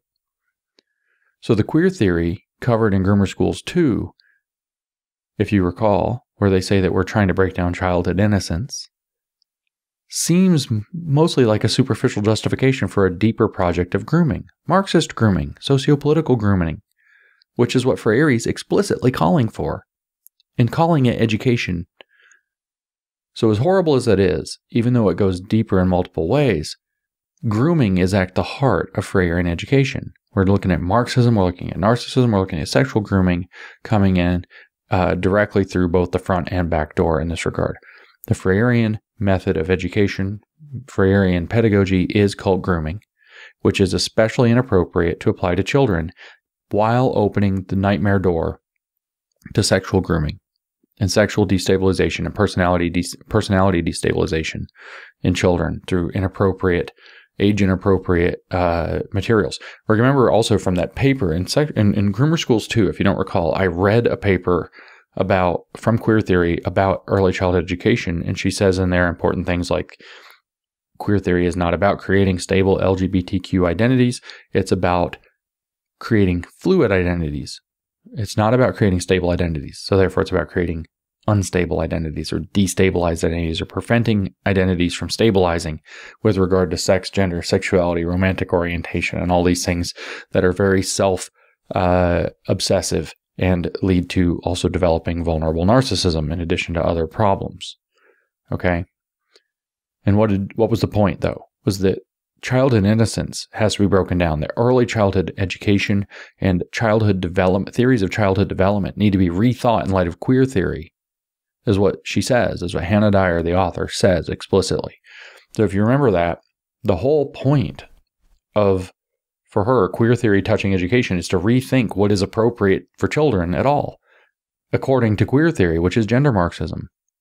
It's not at all about creating healthy, stable identities for children who happen to be in different sexual orientations or whatever, whether those are lesbian, gay, straight, bi, it doesn't matter. Doesn't matter. It's not about creating stable sexual identities, etc. It is about creating unstable identities and rethinking the entirety of the psychology of early childhood and early childhood education, extending from that, so that you can redefine developmentally appropriate to include sexualization of children, so that they can groom them into queer theory, which isn't the same as grooming them into sex, but it is exactly what will happen as a result. It's mostly grooming them into inappropriate modes for a child because they want to rethink the entire childhood development model to be based off of their theory, which is going to induce personality disorders and other destabilizing problems for them, which the Marxists who are implementing this, not necessarily the people on the ground, but the Marxists who created this stuff, know. Marxists have had for over 100 years a program of using sexual grooming of children as a means to destabilize children and create the conditions for the revolution. And we've talked about that at length. Now, I wish I could this chapter is long and deep and complicated, and Freire now takes a really deep turn in this chapter that I would rather skip, frankly, but we're going to do this. It's a little bit of an aside because it's key to seeing something I keep talking about a lot, which is that Marxism is a religion of pathos. Christianity is a religion of logos. Marxism is a religion of pathos. Pathos meaning feeling, logos meaning logic. Okay? So, before I do, I want to point out that later in the section, Freire points out something that ties in with what we were just talking about, and it's key to his view about why education is needed in this way, why it needs to be Marxist and Gnostic. And he says, quote, "They may even end up realizing that if intrinsic evil exists, it is part of the structures, and that it is the structures that need to be transformed." Okay, so why is he wanting groomer schools? Because through groomer schools, he might groom people into realizing that if intrinsic evil exists, if anything bad happens, it is part of the structures, and that it is the structures that need to be transformed. So we're talking about revolutionary grooming as well. So now let's get into this tangent. Most of the rest of this section, as it turns out, is really just strange examples from his third world experience in the third world context, but he has this really deep dive into Socratic intellectualism. And this is key to understanding that Marxism is a religion of pathos. I almost took this part out and was going to do it as a separate podcast, but let's just go. Socratic intellectualism, he said, which mistook the definition of the concept for knowledge of the thing defined and this knowledge as virtue, did not constitute a true pedagogy of knowing, even though it was dialogical. So Socrates was in dialogue with his various characters, so it was a dialogical approach, dialogue-based approach to knowledge, allegedly between equals, whatever. But he says it's not a pedagogy of knowing. Plato's theory of dialogue failed to go beyond the Socratic theory of the definition as knowledge, even though For Plato, one of the necessary conditions for knowing was that man be capable of a prise de conscience. And though the passage from doxa to logos was in doctrine to logic, was indispensable for man to achieve truth, for Plato, the prise de conscience did not refer to what man knew or did not know or knew badly about his dialectical relationship with the world. It was concerned rather with what man once knew and forgot at birth. To know was to remember or recollect forgotten knowledge. The apprehension of both doxa and logos, and the overcoming of doxa by logos occurred not in the man-world relationship, but in the effort to remember or rediscover a forgotten logos. For dialogue to be a method of true knowledge, the knowing subjects must approach reality scientifically in order to seek the dialectical connections that explain the form of reality. Thus, to know is not to remember something previously known and now forgotten, nor can doxa be overcome by logos apart from the dialectical relationship of man with his world, apart from men's reflective action upon the world. To be an act of knowing, then, the adult literacy process must engage the learners in the constant problematizing of their existential situations. In other words, it must be based in pathos. This problematizing employs generative words chosen by specialized educators in preliminary investigation of what we call the minimal linguistic universe of the future learners. So what he's saying is that Socrates used dialectic and dialogue but had it all wrong. Socrates was all about questioning doctrine. That's doxa. In order to discover actual logic, logos. But Freire says this doesn't work, and is based on a wrong, which is the Neoplatonist model, which, by the way, he knows that Hegel took up but adjusted. Hegel moved the ball from recollection to speculation and reconstituted the dialectic negatively from the Socratic form. Marx, wallowing in his vulnerable narcissism and following Rousseau more closely, moved the goal into pathos, the lived experience of oppression. Constant problematizing as an act of knowing, in other words, engaging intentionally the pathos. Thus, what Freire is saying is that doxa, or doctrine, can be overcome not by logic but by feeling, not by order but by chaos. So, Marxism is a religion of pathos. Freire is telling us you can't actually, so you basically have this kind of order to the world. You have doctrine. We're just going to lay out, we're going to say what the world is, we're going to impose that idea upon the world. The ideologists do that in the Marxist theory. And you can't overcome doctrine through logical thought, because for Freire, logical thought is just reproducing the doctrine because it's captured by the doctrine. The Socratic model won't work. You only end up reproducing the forms of the existing world because they had it all wrong. For him, he says, no, you have to get down to the real lived experience. You have to get down to the real lived experience, that pathos, that lived experience, that feeling, that sentiment that you actually experience by being oppressed in the world. That gives you special insight. That can break through and say this doctrine is horrible. And then that gives you access to true understanding. So we're replacing logos with pathos because that's how you break through doctrine or ideology, as it were. It's a religion of pathos. And like I said, to really reiterate that, Freire now dips into the relevance of this throughout the Third World in his experience and throws out two different ways that the dictatorships in the Third World can be challenged, which is another false dichotomy. Either they can be challenged by imperial powers from outside, what he calls director societies, which reproduce the oppressive colonial logic, or they can be overthrown by a Marxist revolution from within. This choice, of course, is false because other kinds of revolutions could occur that don't involve Marxism at all. You could overthrow a dictator, not with an external dictator, for liberty through responsibility and individualism, for example, say like the American Revolution, which is kind of unique in that regard. He then goes on to say something important to his method using all of this, which is that denunciation and annunciation, and in that finding what he calls critical hope. Says the expansionist interests of the director societies are implicit in all such notions. These societies can never relate to the Third World as partners, so you can think of now like teachers and students, since partnership presupposes equals, no matter how different the equal parties may be, and can never be established between parties antagonistic to each other. Thus, quote, salvation of the third world by the director societies can only mean its domination. Again, rescuing illiterate people through teachers can only reproduce domination, wherein its legitimate aspiration to independence lies in its utopian vision, to save the director societies in the very act of freeing itself. In this sense, the pedagogy that we defend, conceived in a significant area of the third world, is itself a utopian pedagogy. By this very fact, it is full of hope, for to be utopian is not to be merely idealistic or impractical, but rather to engage in denunciation and annunciation.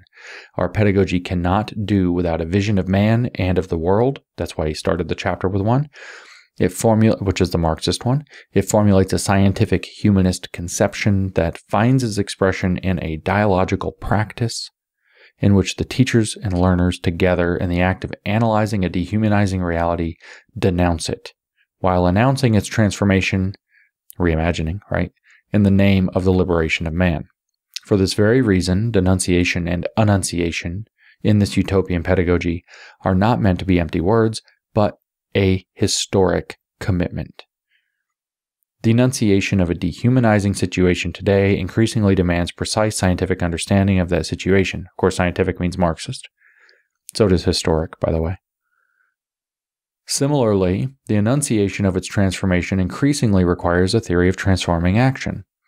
Yet neither act by itself implies the transformation of the denounced reality or the establishment of that which is announced.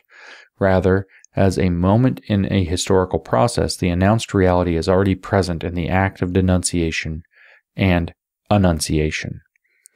So Freire's pedagogy is utopian, and it's full of hope because it's based on this model in which everyone comes together in solidarity to denounce whatever currently exists, ruthless criticism of everything that exists, like Marx said, while announcing the imaginary alternative, which is utopian, thus escaping the negativity trap of Neo-Marxism. This is why Freire is a prophet, because he brought hope where there was before negativity. That is why the utopian character of our educational theory, he says, in practice, that is why the utopian character of our educational theory in practice is as permanent as education itself, which for us is cultural action. Its thrust toward denunciation and annunciation cannot be exhausted when the reality denounced today cedes its place tomorrow to the reality previously announced in the denunciation. Drink. When education is no longer utopian, that is, when it no longer embodies the dramatic unity of denunciation and annunciation, it is either because the future has no more meaning for men, or because men are afraid to risk living the future as creative overcoming of the present, which has become old. The more likely explanation is generally the latter. That is why some people today study all the possibilities the future contains, in order to, quote, domesticate it and keep it in line with the present, which is what they intend to maintain.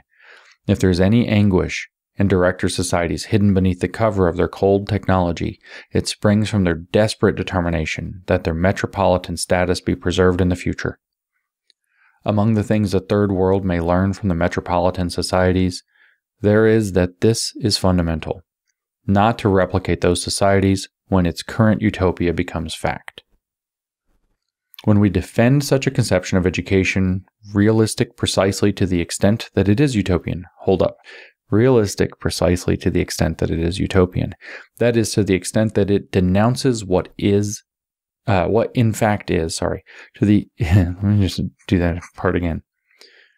When we defend such a conception of education, realistic precisely to the extent that it is utopian, that is, to the extent that it denounces what in fact is, and finds therefore between denunciation and its realization the time of its praxis, we are attempting to formulate a type of education that corresponds to the specifically human mode of being, which is historical.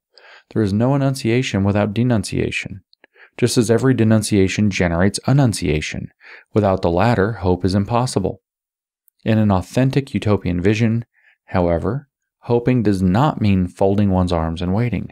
Waiting is only possible when one, filled with hope, seeks through reflective action to achieve that announced future which is being born with the denunciation. All you have to do is criticize. Remember what Herbert Marcuse said? That the utopian society is contained within the existing society if you just engage in the negative thinking that criticizes the existing society. It's just a recreation of critical theory or critical Marxism here.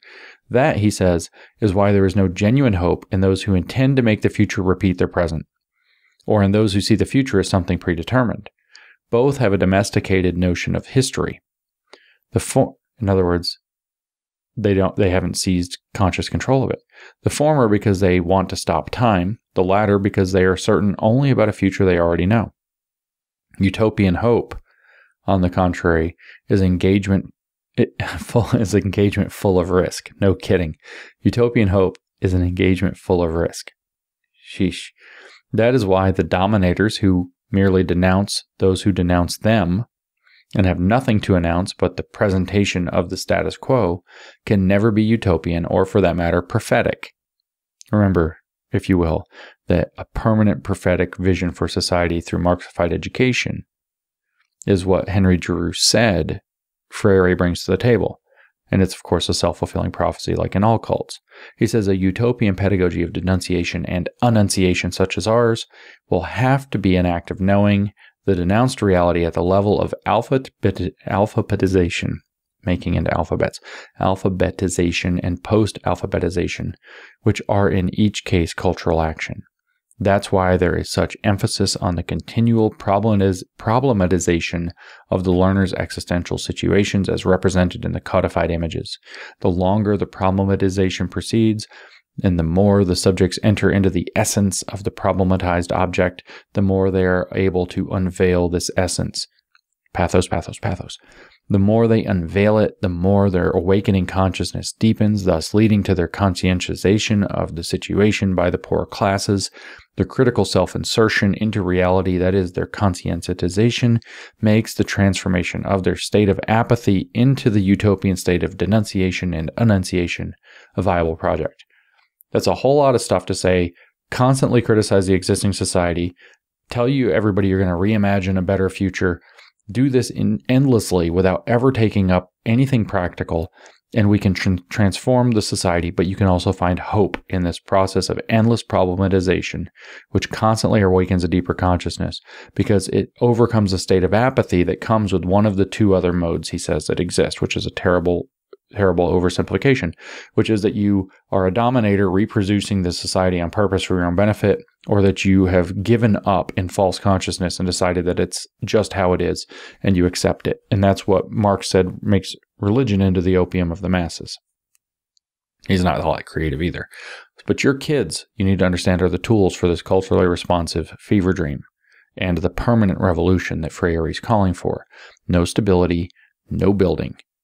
Nothing but problematizing and permanent revolutionary change so that nothing ever becomes the status quo. Nothing can be built on this, where we might say that logos, the logic, is the rock of being, and if you're Christian, you're really going to resonate with that. Pathos is like sand. You're trying to build on sand, and it slips away. Or as Goethe put it, if we read the Marxist definition of truth on Marxists.org, as Goethe said, there is no truth that's not relative because everything in the end withers away. It's sand. Freirean pedagogy exists to groom your children into this kind of dysfunctional, entitled thinking to become louts like Karl Marx. Vulnerable narcissists. Everything else follows from that. Permanent destabilization. Permanent denouncing of whatever is, and announcing one's entitled wishes about which one imagines the world could possibly become. That's a utopian hope. That's a critical hope. Permanent destabilization of your kids to achieve it. In Groomer Schools, born under Paulo Freire's Groomer education. This will result in fascists, of course, making use of the chaos to install their own tyranny, at which point all of these fools will bleat that their pure and glorious movement was co-opted and their real program hasn't been tried yet again. And that's what will happen every time. Marxism is just the sales department for fascism, and so it is right now. You think that Klaus Schwab doesn't have a plan? Do you think the World Economic Forum doesn't know why it's using DEI under its S in ESG? You think it has no idea? It's because it's insanely destabilizing, which gives them an inordinate amount of arbitrary power. Everything that could mobilize a defense against you is completely destabilized because of the DEI programs, the social justice programs that give you a higher social score in your environmental social governance score. They know what they're doing.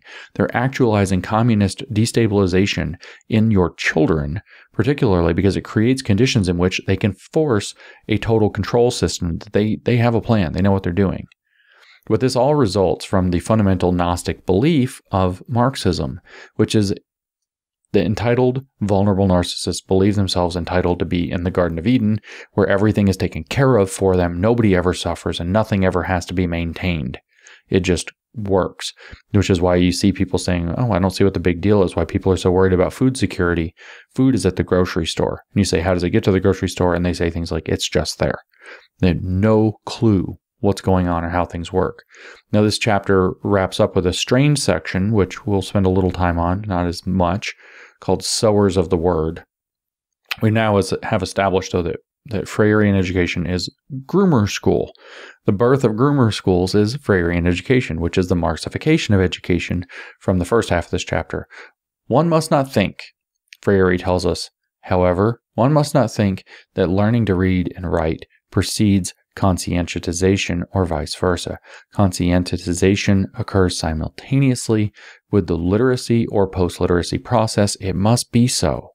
In our educational method, the word is not something static or disconnected from men's existential experience, but a dimension of their thought language about the world. In other words, literacy and education and critical consciousness are one and the same for Freire. No big news here. It's the Marxification of education through a process of grooming, through dialogue of equals, educator and learner. He then goes on to say a lot of things about why this supposedly works, even though it doesn't, and that these sound very much like it enhances engagement. The engagement arguments usually given through anecdotes by Marxist educators who are reimagining education, and they don't have any real evidence that it works because it doesn't. So they talk about this student or this class or that class in these special circumstances in very small numbers where something great happened, and that's their evidence. You see this particularly in programs like culturally relevant teaching, which reproduce the Freirean model through identity Marxism, and they'll talk about a couple of classes that were particularly unique in some Dead Poet Society way, and the next thing you know, you had like a Stand By Me, Kumbaya moment, and everything worked out great, so therefore remake all of education according to this garbage, which maybe worked in a special case, like how social emotional learning can help in special cases with actual troubled kids provided by actual therapists in actual controlled therapeutic environments, not in classrooms by teachers who are not therapists, who are practicing psychology without a license on groups in unregulated, uncontrolled, non-therapeutic spaces on large groups of people whose backgrounds and issues are too complex to be engaging in that space. But it works when you do it correctly in small settings with properly trained professionals. So why not just do it with everybody at once through people who are not properly trained? But it turns out this engagement claim, like if we put rap songs in to like the classroom, that black kids will like school better, they'll engage more. If you make the statistics in the math class talk about real facts of their life, politically relevant facts, they'll think it's more interesting to learn statistics. That happens pretty rarely, as it turns out. It almost never happens. But it does insert a political point and hijack the lesson. The engagement claim isn't even exactly true. It's a little more than a belief that people, including kids, can become more involved, because there's a dark side to this when their favorite subjects are on the table. But what are most people's or many people's favorite subjects, especially kids in a grooming situation like this? Favorite subject in the world? Themselves and their lives and their friends and their enemies in class. Little social dynamics and situations is a favorite thing to talk about. Way more interesting than math, because we're social animals. The point of the teacher is actually to discipline the environment to make sure that the learning process about skills is there that overcomes those difficulties. The point of social and emotional learning is to deal with the kids who can't overcome those on their own, to give them extra help in unique and formally trained and special therapeutic environments that can help them get that. And they're perverting the entire thing by saying it increases engagement, to say put rap songs into the lessons because then black kids will like school better or something. This isn't engagement with subject matter. It's a simulation of engagement, which happens to induce more narcissism and to hijack lessons. That's what the argument is really being made about. That's what the generative themes thing here is. And so Freire relates a number of stories of peasants gaining agency and mastery as they became literate, the kind of heartwarming stuff educators, get excited about. By the way, that's more pathos. And that's where this turn of phrase, sowers of the word, comes from, by playing off of their agricultural lives. He cites a professor who says these people are becoming sowers of the word because they're sowers of, say, grain or whatever seeds they plant.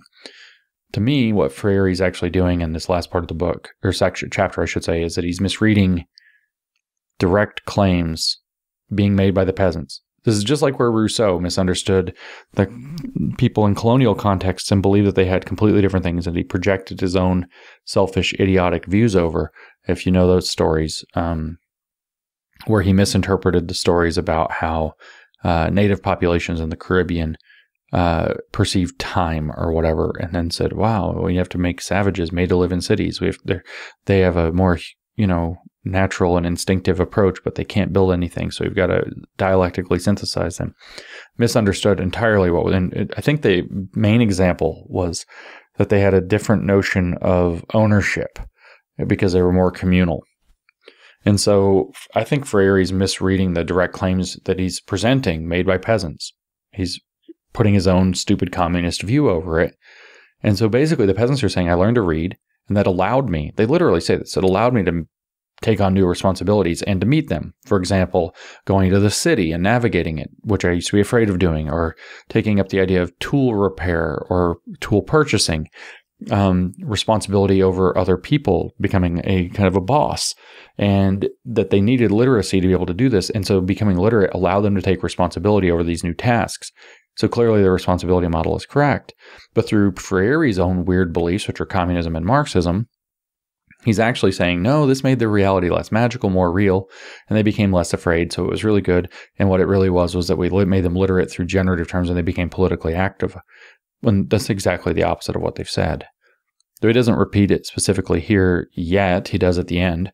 He just attributes all this to his generative words approach, which is to say culturally relevant and responsive teaching.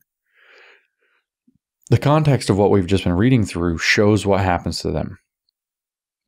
You can groom people into seeing the system itself as a problem and induce them into an oppressed identity and solidarity, because taking responsibility would be irresponsible and a betrayal of the people you leave behind when you go join the existing society, leaving them even deeper in their oppression.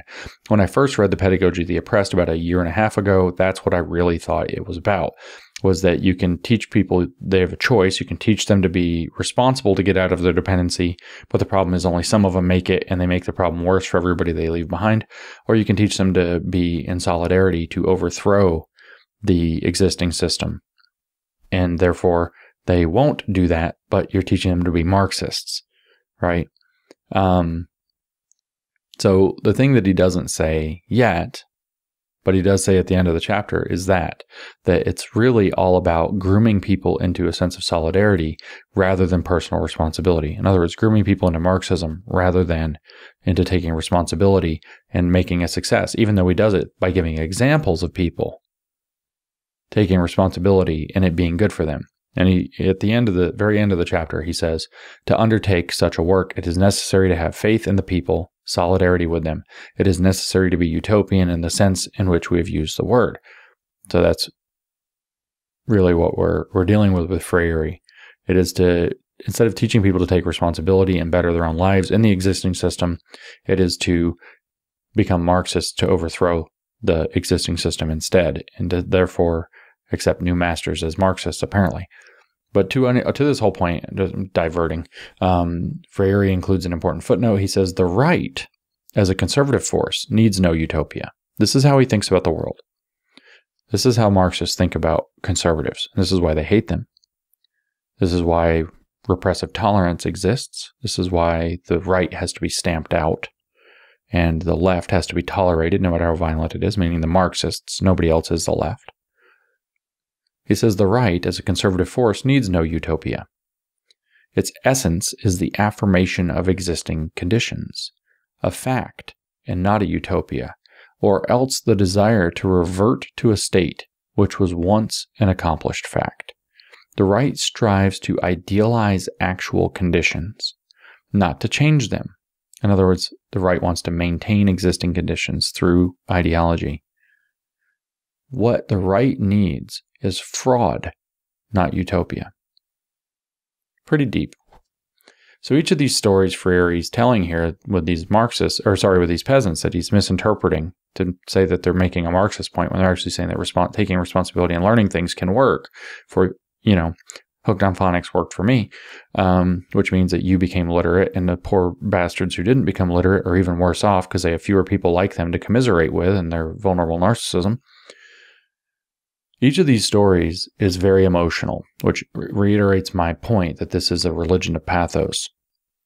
It's persuasion by pathos. This is why you see them, if you listen to the social justice Marxists, the identity Marxists or woke Marxists tell their stories, they're always, they give their little theory and then they tell some sob story about, or they start with the sob story and then give their theory. If you read their academic papers, it's always like, here's this, formal academic crap, here's some sob story, here's some emotionally relevant thing. Remember when we read through Mapping the Margins and I said that, we read the introduction, we read the conclusion as a couple of podcasts, but then I said in the middle were like 50 pages of Kimberly Crenshaw saying, here's this person that got screwed over because we weren't paying enough attention to race. Here's this situation where people got screwed over. Sob story, sob story, sob story, persuasion by pathos. And this is contrasted as better knowledge than what Logos has to offer. That's the essence of the Freirean education. So, for example, to give you a taste of this without having to read all these strange stories he tells, after the one example he writes, note once again the simplicity of expression, both profound and elegant in the peasant's language. These are the people considered absolutely ignorant by the proponents of the nutritionist concept of literacy. Think about that for a second. He's going to, do you see where this is going, where he's highlighting the concept of these people are actually better knowers. They know more. Their other ways of knowing are better. That's where we're going. But we're doing it through pathos. After another of these little stories he writes, he gives an example of a book. He says, the whole book is like this, pleasant in style, with great strength of expression of the world of its authors. Those anonymous people, sowers of words, seeking to emerge from the culture of silence. How powerful and beautiful of an image. This is a hard word to say. Intellectualistic prejudices. I got it. Intellectualistic prejudices, and above all, class prejudices, are responsible for the naive and unfounded notions. Intellectualistic, and above all, class prejudices. It's prejudices. Class prejudices, in particular, that are responsible for the naive and unfounded notions that the people cannot write their own texts, or that a tape of their conversation is valueless, since their conversations are impoverished of meaning. Comparing what the sowers of words said in the above references, which is with what is generally written by specialist authors of reading lessons, we are convinced that only someone with a very profound lack of taste or a lamentable scientific incompetency would choose the specialist's text over the generative model texts, to be clear. So the only people who would choose to educate people in, say, the formal education process, as opposed to the Marxist program Freire is laying out, are either prejudiced, which is to say immoral or bad, or incompetent, which is to say they're dumb. Sound familiar? Drain your opponent of moral standing, intellectual standing, or psychological standing are the only real tools of Marxist manipulation. So if you choose, he's like, look how beautiful these books are, these generative word texts, these Marxist approaches. Look how beautiful. It's so evocative. There's so many feelings. Everything's so beautifully written. They're sowing their words. They're telling their story in their own way. Blah, blah, blah, blah, blah. only being too intellectualistic prejudices, and above all, class prejudices. We're better than those stupid peasants, even if they can read and write now. Only these moral deficiencies, or a complete lack of taste and lamentable scientific incompetency that they're dumb and incompetent, could possibly cause you to choose a formal education model over this emotive, pathos-driven Marxist education model. So thus we close our 2 difficult podcasts on the 6th chapter of Paulo Freire's The Politics of Education, the adult literacy process as a cultural action for freedom. We saw in the previous episode that this process extends from a literal Marxification of education itself, not just of pedagogy, which Freire says follows from having the right orientation, not just toward education, but toward man, and thus toward education as a humanizing process. In other words, what we saw in the first episode is that Freire Marxified education. In this second episode, we see, in fact, that the praxis of a Marxified education, its pedagogy, is actually political grooming, social grooming, into a utopian vision. And so we keep kind of hitting back on George Lukács here, but what we recall from George Lukács' remarks in History and Class Consciousness that his theory literally was based off of what he called, in his own words, describing his own work, looking back at it, messianic utopian aspirations. So the adult literacy process as a cultural action for freedom, that's the title of the chapter, ultimately refers to a Marxist socio-political grooming, that is, cult programming, remaking education from within, which is Gramscian, enter the situation, shift to create a counter-hegemony to overthrow it from within, and the viral model, if you want. This is Freire's project within education. And almost all of your kids go to Paulo Freire schools to be groomed in this way, and this is why groomer schools keep happening. In our next episodes, we're going to go into Chapter 7, which is a doozy. It's long. Its title is Cultural Action and Conscientization, which refers to the marriage of theory and praxis of his Marxified education program, all for the awakening of critical consciousness. It's the longest chapter in the book. It's a difficult chapter.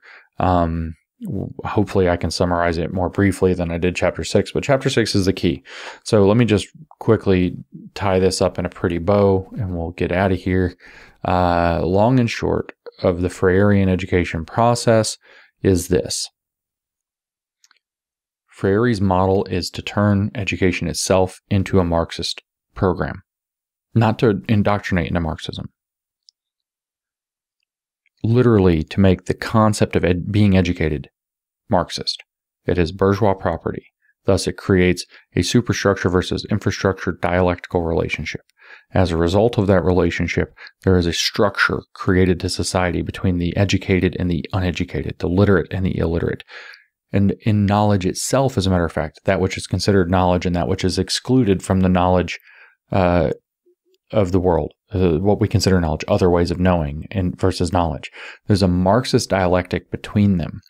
And it is the goal of the people who represent that underclass to gain consciousness of what's going on and then overthrow that system.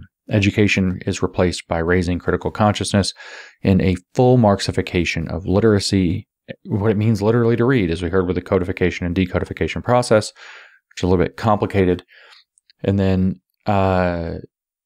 absolute, like I said, full Marxification, but also of knowledge. So what's knowledge versus other ways of knowing, and knowledge is, that how we know epistemology versus other ways of knowing.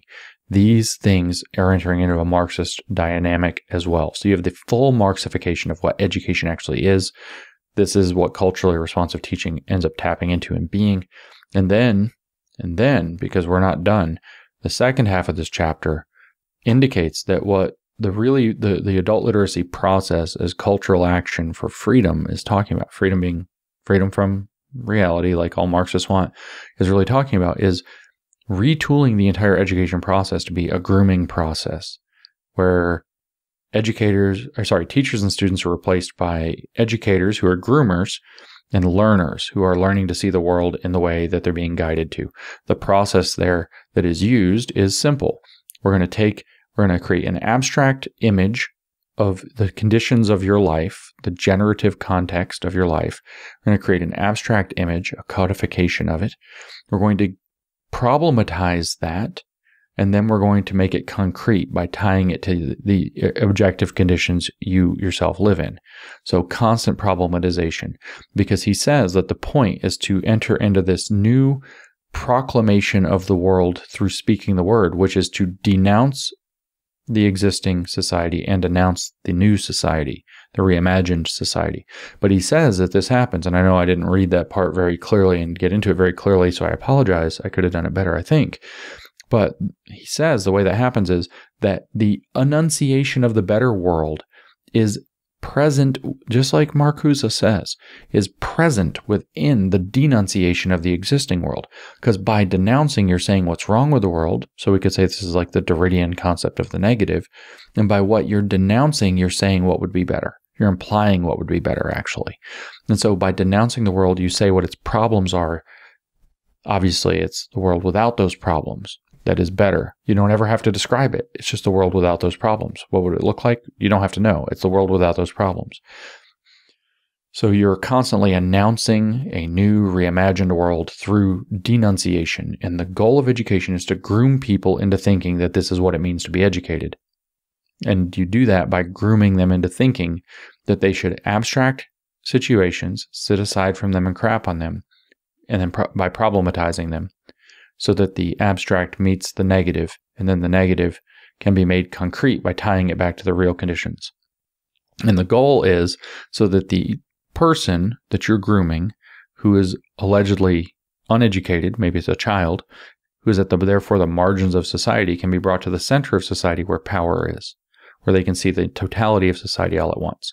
As a Marxist believes that they have the unique Gnostic power to do. But in seeing the totality of society, remember, that doesn't mean totality of society like you see everything that's going on with the society and how it works now. You see the totality of the society throughout history. You know, the conditions that led it. That's the historical part. They always talk about the scientific study of history that they always talk about. You see the conditions as they unfolded to get you to this particular point in history. You see your role in this point of history as oppressed. You see the purpose of where you're going in history in the society, which is the perfect communism at the end, and you see your role in creating that. And that's the full class consciousness. And what he's describing is this multi-stage class consciousness program being groomed into it by educators who are as equals, which is straight up going to turn into groomer schools, like the exact groomer schools we see in like real sexual grooming scandals everywhere. Once you start doing that with blurring the boundary between adult teacher and child student. And so why libs of TikTok? Why is this happening everywhere? Because since 1985, when this book was published, we have had Paulo Freire and education at the heart of every school, college of education in North America very quickly by at least the early 90s. This Paulo Freire schools are groomer schools. Groomer schools meant to be socio-political grooming and cultural grooming to become cultural Marxists. When you add in the identity Marxism of sex, gender, and sexuality contained within queer theory, what I also might call gender Marxism or sexual Marxism, when you add that in, is going to create, you're already socio-politically grooming people, which is also the main point of all the sex stuff that they're doing in schools for the most part. You're going to add in sexual grooming as well, because you have no filter to stop the pedos. They just seem like people who are on the same path as you that are helping you out, which is why I keep sharing the meme on the internet, and I just put Marxists, handshake, groomers. Marxists, handshake, pedos, groomers. That's why. Why does this keep happening? Why has this devolved? Because remember what the critical turn in education, Isaac Gottsman, which is the big structure of this whole giant series of critical education, remember what he said? It proceeded in 3 stages. The critical turn in education. How did education go from not being Marxist to being Marxist? How did it go from not being critical Marxism to being critical Marxism? 3 stages. Marxist critique, he says. Post-structural feminism, and there's your queer theory.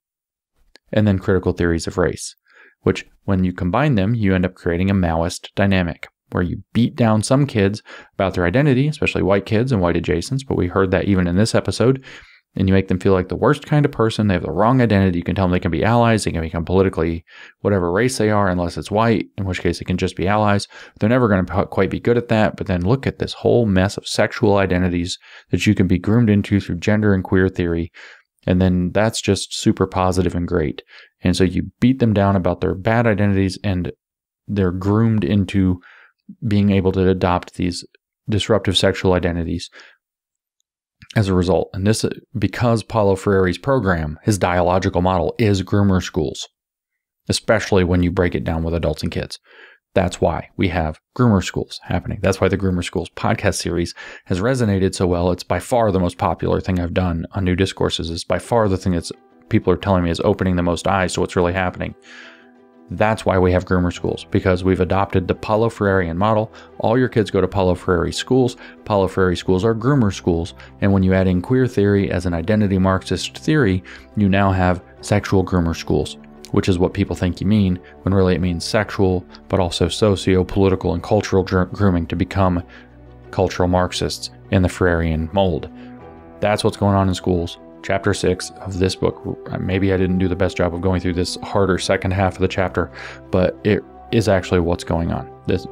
So, Marxification, Chapter 6 of the Politics of Education from Paulo Freire tells us the Marxification of education is the goal, and then you put it into practice by creating Groomer Schools.